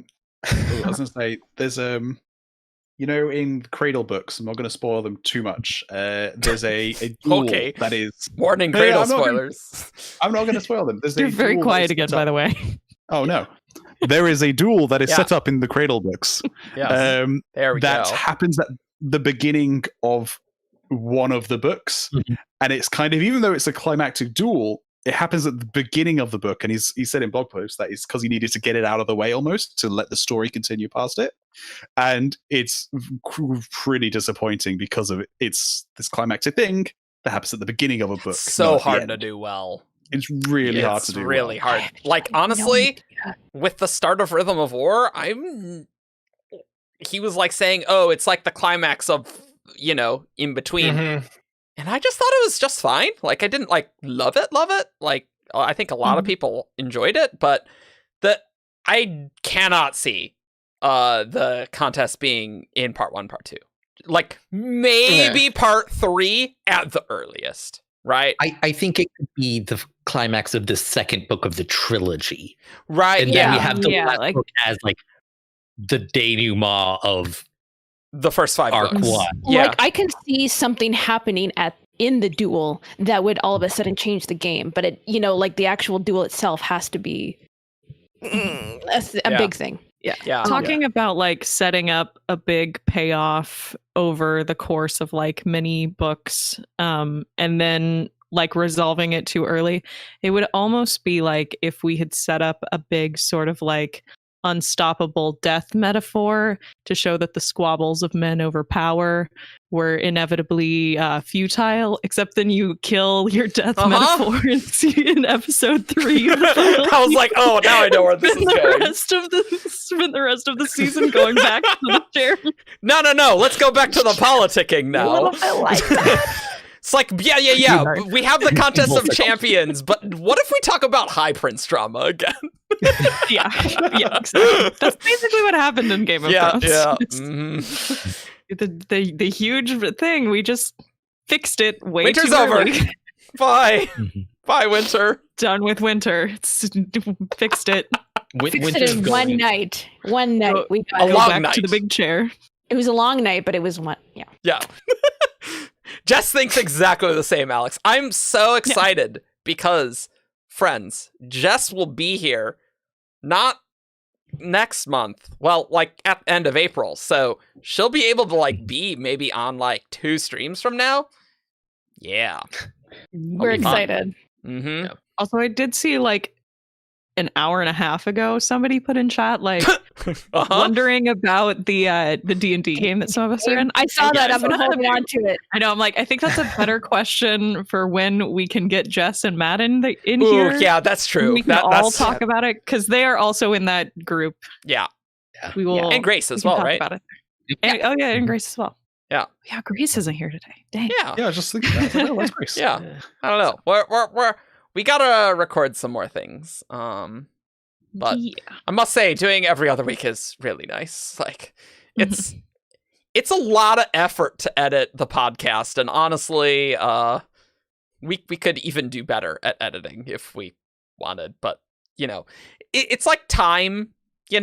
Time is really rough to deal with. Like, could Brandon make a Stormlight book better if he spent an extra year on it? Yes, I think that would be true.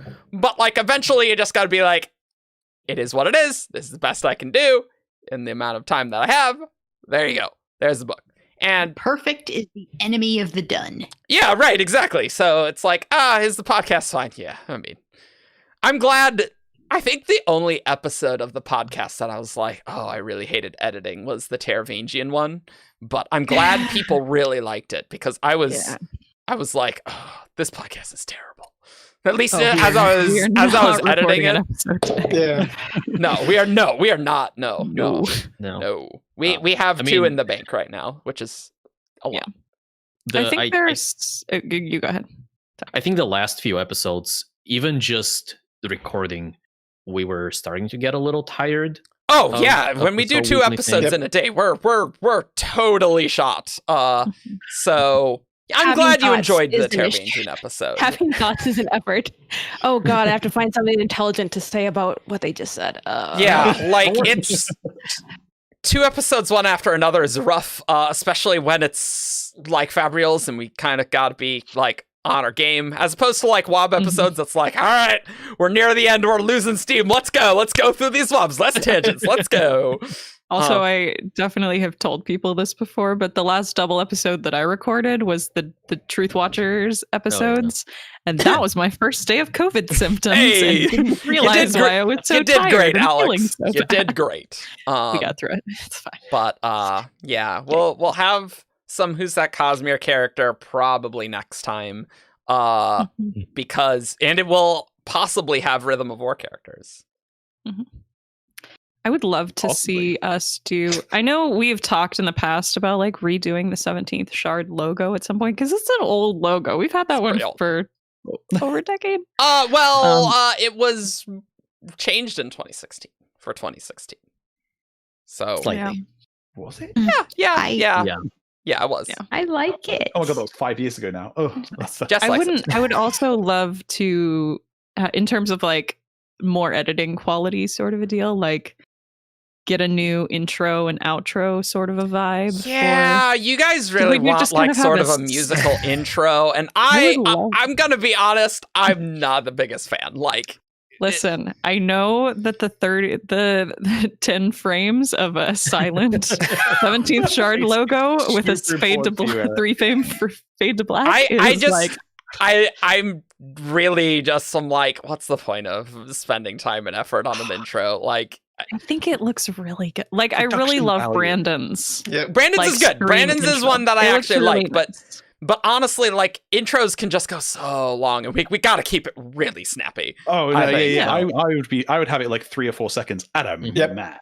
Yeah. It would literally be Sort of like little something, animated logo coming in. Welcome to Shardcast. Sort of Yeah. And then maybe something with like a little bit of music that we could put our links on at the end. Because right now it's just like 30 seconds of silence. It's how we edit it. And I'm like, well, sometimes I don't put in I'm that. gonna start singing over the end of the episodes that I edit. And just put the links over me singing something. I don't know. I don't know. Like, yeah. I'm not the biggest musical intro fan, but it's definitely there's a difference between music and like a few notes. A jingle. It doesn't have to be a jingle. Yeah. I think it's we like should have a 30-second theme song for Shardcast that shows all of our faces. 4-minute intro, full action scenes. Shardcast, but it's like a 90s comedy. It's like the Friends intro. I like our 3-second intro. I like it. It's simple, classy. There's way less to go wrong with that. Okay. I like it. Right. I think I'm definitely the only one, but you know what? I'm the main editor, so there. So, oh man, yeah. Who's that Cosmere character? The logo change is another reason why we're kind of like stuck on merch, because we're like, we don't want to bring up merch now and there's a logo in 6 months, you know. One of these years. But what about me, who wants something with the old logo, because I'm probably going to like it better than the new one. Jess is very fond of the logo as well. At some point. Yeah. Like I think that was OB signing. We had little buttons made. Yeah, that didn't have the TH. Yeah, I know. Oh, I've got. You just said 717. Yeah, Yep. We could still do those pink leggings, I think it was, with the Shard logo. Oh god. Shard logo. We can have one thing in there's like retro Shard logo. Yeah. Yeah. I mean, we'll see. My brother and me did that where like they changed their branding after like 400 episodes, and then they put up a new t-shirt in their store with the new branding, and then a t-shirt with the old one that's like, this is my protest shirt. I hate that you changed it. Let me show you that you're so wrong. That's quality. Yeah. I have my 17th shard button, and I also have my Arcanum button. Yeah, we can actually probably. That's a rare one. Yeah. I have a third one, but I can't find it. It's not on the. Yeah. Chat, let us know if you want 17th shard booty shorts. Yeah. Where would the logo be on the back? It's just like making content takes so much bandwidth that it's like, oh, other things. Yeah, should probably do those other things. It's a lot of bandwidth. This is very difficult. R.C. McKinney, pick 2 to make it to book 6. Kaladin, Yasna, Dalinar, Renarin, Navani, Relay. Ooh. That's too many characters. Ooh, I like it. Many. That is easy. Yasna, Renarin Relay. Easy. Thank you. Yes, no doubt. Yeah, I would probably. Dang, it's hard because definitely Yasna, but probably Renarin, just because Navani has lived longer and Renarin still has so much life. But you can't take Relaine away from Renarin. Yeah. What's wrong with you? I would pick Yasna, Relaine, and Renarin. Just I have to pick 3. Sorry. Yeah, I think 3's a little easier with that. Yeah, 2 half is better than really hard. 2 is I so would hard. pick Navani and Relainarin. I'm sorry, they are Yes. Yeah. I can get on board with that, yeah. Ben, are we going to do some Who's That Cosmere character? I think we're around that time Yeah. where we could We're do only 2 or 3 3 hours. Yeah, cool. Oh, right. Oh, get my notepad open. This will Kids take will you some time learn though. about You're it. gonna have to fill some time. I mean, what have we been doing for the last 3 hours? It's Yeah, just no, like, right. all right, filling time. I'm super tired, but we'll still do a stream. That's fine. You guys can fill time, right? Yeah, we can fill time easy. Y'all, I want a nap so bad. I'm really excellent. tired. I got one already. Immediately. Wow. Sleepy. Cool.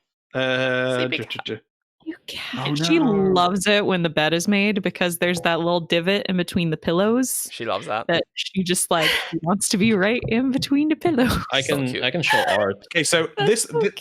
this one came. There you go, smart. This was sent in before Rhythm of War, so try and keep that in mind Okay. when I read out the clue. Okay. Before Rhythm of War. Okay. Okay. But I'm not going to tell you which. Oh, clue we that can't look at the pertains to. chat anymore. Oh, Oh, right. yeah. Notepad is covering Yeah, okay. everything. Only Ben can look Cool. at chat. Them's I'm the rules. gonna. Oh yes. I'll just 'Cause you close guys the can tab. chat. Arjun, who's the Yeah. artist? Oh yeah, Arjun, who's the artist? William Montevo. Good Okay. man. Cool. So, welcome to that Cosmere Character, the show where you guys send in 5 clues and a character to who's that WTTC at 70shard.com. Were you going to do the original one? I was going to do the original email. I mean, it still And then- works. It still works. We forward WTCC at 70shard.com To the Gmail. who's that Cosmere Character at Gmail. And then I read off the clues, and these guys have to guess who it is after each clue. And if they get it, they win. And if they don't, they suck. Cool. So this one was sent in by Blackout8444. This character is alive. Cool. Typing alive. Teft.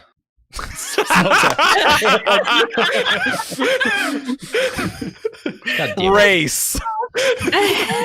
Not right.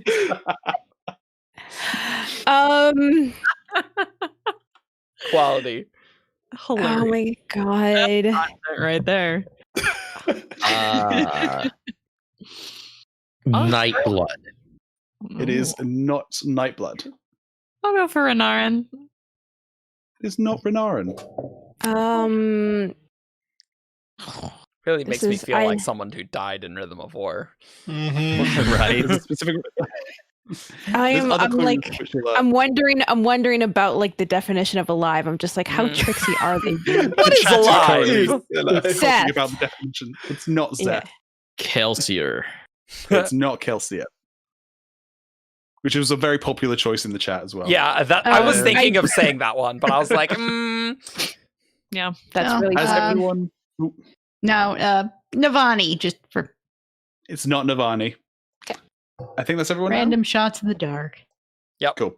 Clue number 2. This character is on Roshar. okay, that's helpful. On Frickin' Roshar. helpful. Okay. Just keep going down the list of my faves and same race. I got to be It's not careful to race. not swear because we can't edit this because it's a stream. I can't bleep it out in post. Yeah. Shardcast swear jar. Yeah. Zahel. It's not Zahel. Vivenna. It's not Vivenna. Also kidding. known as Vivina, as Brandon says. Oh my god. What? Does he? Yeah, he does. Yeah, he It's weird. No. In- Oh, It's no. the worst. I hate it. so That's much. not how double N's work. Yeah. On Nalthus, that's how they work, I guess. Yeah. Fenandora. And It's keep not Fenderana. character. Fendora. I went for a shot and then I was like, is he talking about the character? I don't know who I was. Yeah. All good. All good. Yeah. The sibling. It's not the sibling. Adeline. It's not Adolin. I'm sorry, I will not pronounce it that way. That's Don't what worry. We all have I our. don't care. That doesn't either. My weirdest like Cosmere pronunciation thing is that originally I said Demo and Renault in Mistborn. Right. And then I was like, wait, I speak French now. That OUX is actually ooh, so it should be like Renault and Demo. And then I went to a signing and Brandon said Demo and Renault, and I was like, oh, dang it. I had it right. I can see. The look of French, but without being French. I'm gonna go with cultivation. It's not cultivation. Oh my god, that's hilarious. Clue number 3. Both of this character's parents are alive. Whoa, that narrows it down. Wow. That does, doesn't it? Which probably means Kaladin. we know that they're alive. Orodin? It's not Kaladin. Orodin, and it's not Kaladin. That narrows it down super. Who said Kaladin? I just like blanked on who was speaking. Okay, cool. I almost said Shallan for you, Shannon. But it's like, oh, Shallan said that. It was like, no, that's Shannon. Took care So of in the that. chat just said not Shallan. Yeah, I can definitely confirm not. it's not Shallan. Definitely not Shalon. Yeah. I guess not Shallan. Oh boy. Characters on Roshar with 2 alive I parents. know this is narrow. This is real Yes. narrow. That's hard. This might be the Rhythm of War clue. Is it Oh, yeah. Cord? It is Cord. Wow. Wow. And no one in chat got it. So Whoa. you beat the 200 people in chat Wow. as well, Alex. Damn. Wow, chat sucks. Oh no! Wow! Literally, as I said that, someone in chat said, "What's Rock's daughter's name?" There you go. Because I was like, There you go. wait, pre-Rhythm of War. That was before Dawnshard, and I was like, Yeah. no. They were in Oathbringer. They showed up. It was Rock's debatable aliveness that I wanted to preface this. That this was sent in Rock's before alive. Rhythm of He's War. gonna have a novella. He's not dead. Come on. Yeah, but I don't really think that's very debatable. But Yeah, nice way to he's swing totally us and alive. confuse us there. I Yeah, would be he's- shocked if the very laid-back Horn-Eater culture punishment for picking up a weapon as the wrong son is execution. Also, like, No. Let's go in the It's pool. kind of exile. Yeah, they send him to Shadesmar to live with the other 4 or Horn-Eater 5? tribe there. Yeah, that is crazy. I often forget about that. That is a Horn-Eater tribe in Shadesmar. That's crazy. Yep. Yeah. That's awesome. Clue number 4 was this character's parents were different ethnicities. And I had to I was really glad we guessed it before we got to that clue because I was frantically Is that Googling, true? reading the Copperman That touch. is not I was true. like, I did not have time to that's true. I double think check they're these both clues. Horn-Eaters. That is Yeah, they're both absolutely not Horn-Eaters. true. I was wondering if they were Tuaka's from not a different different tribes or ethnicity. something. Is she But maybe that's not a from- different ethnicity. Yeah. Yeah, Both of them are Unkalaki. yeah. Yeah. Oh, maybe I misinterpreted the clue. Okay, no, I think it's referring to how the Horn-Eaters have human and Singer DNA. Their ethnicity is not. That's not. What? And clue number 5 is this character is the child of a minor viewpoint character and is actually now a minor viewpoint character as well. So, Yep. cool. I don't know about that Forward. fourth clue, Narrative though, to be promotion. honest. Yeah, that We fourth clue, got I it. was We like, got it glad on we didn't- 3. We got it on 3. We should do, The panic, I was include- frantically reading the Copper Mind while you guys were talking. I was like, what? I was like, oh my god, who is a mother? I like how you're like, great, I got one quick, and me assuming that meant that you fact checked it, but no, you totally didn't. You're just like, all right, here's an email, all right, cool. It's pretty Just good. skim the clues. What Thought it was are- a safe one. What are the other kids' names? I know Beautiful Gift. Song There's is one of Other them. Rock, Small rock. Yeah, Small Gift. Rock. Song Rock. Gift and the other rock. Yeah. Yeah, Beautiful. yep, Okay. that's all of them. We did it. We should add Cord There's to Star the, as well. to Yeah. the Copper According Mind to the- art things. Ooh, like Cord and Shardplate. Some shooting nail in the face. Jeez, I love Or that like moment so her much. at the climax of Dawn Shard, she's kind of like her big whole speech and like, what are you talking about? That's a comic. That's solid. Yeah, But her and Yeah. Plate would be sweet, I think. Mhm. yeah. Lemary, where are you? I got one. Right. Did you actually, fact check wait, this let one? Me, yeah,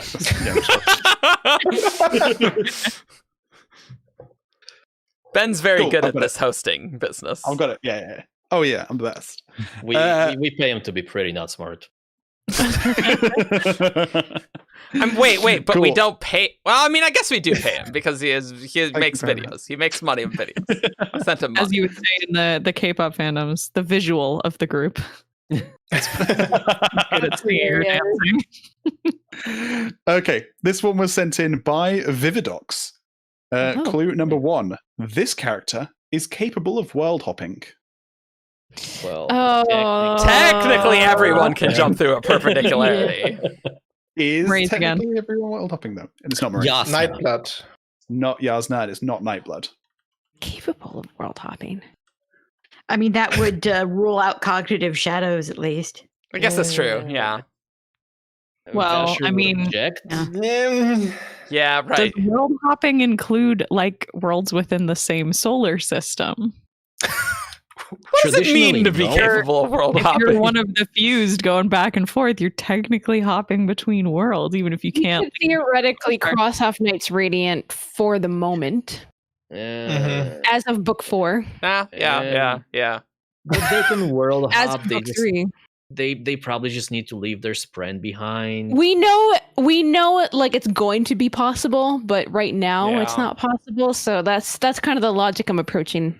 Mm-hmm. You can world it was hop if you want to. possible in You the can leave your past. friend behind.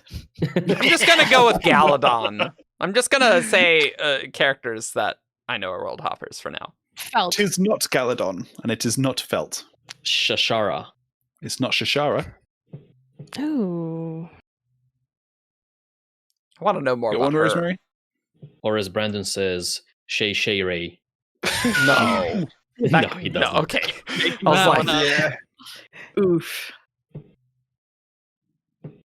I still need to guess.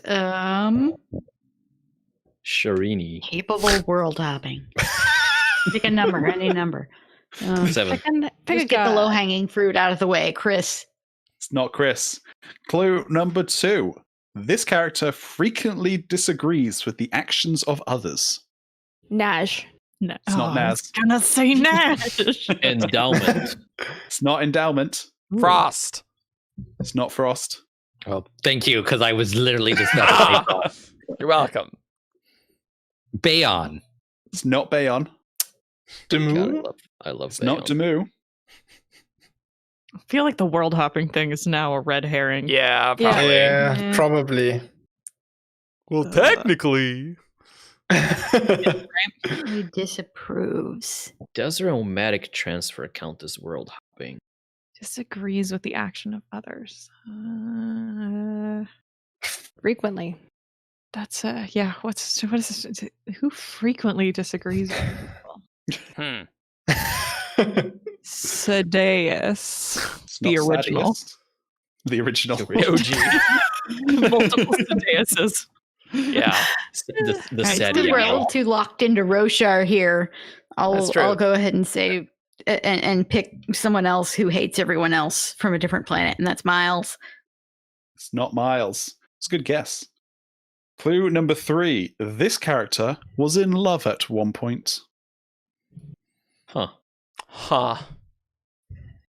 Frequently disagrees with the action. I was so Mab ready the to guess. cook from Warbreaker. Say that again? Mab the cook from Warbreaker. Not Mab the cook from Warbreaker. Doxson. Doxson, I think. Yeah. Not Dox, and I'm going to count that as both That's Eric fine. and Pelio's clues Fine. because they said it's. Can I say it without a name? Can I say Vasher's dead wife? That's Shashara. Not- That was Oh, guessed in the yeah. last one. That's Shashara. Oh, That's her okay. name.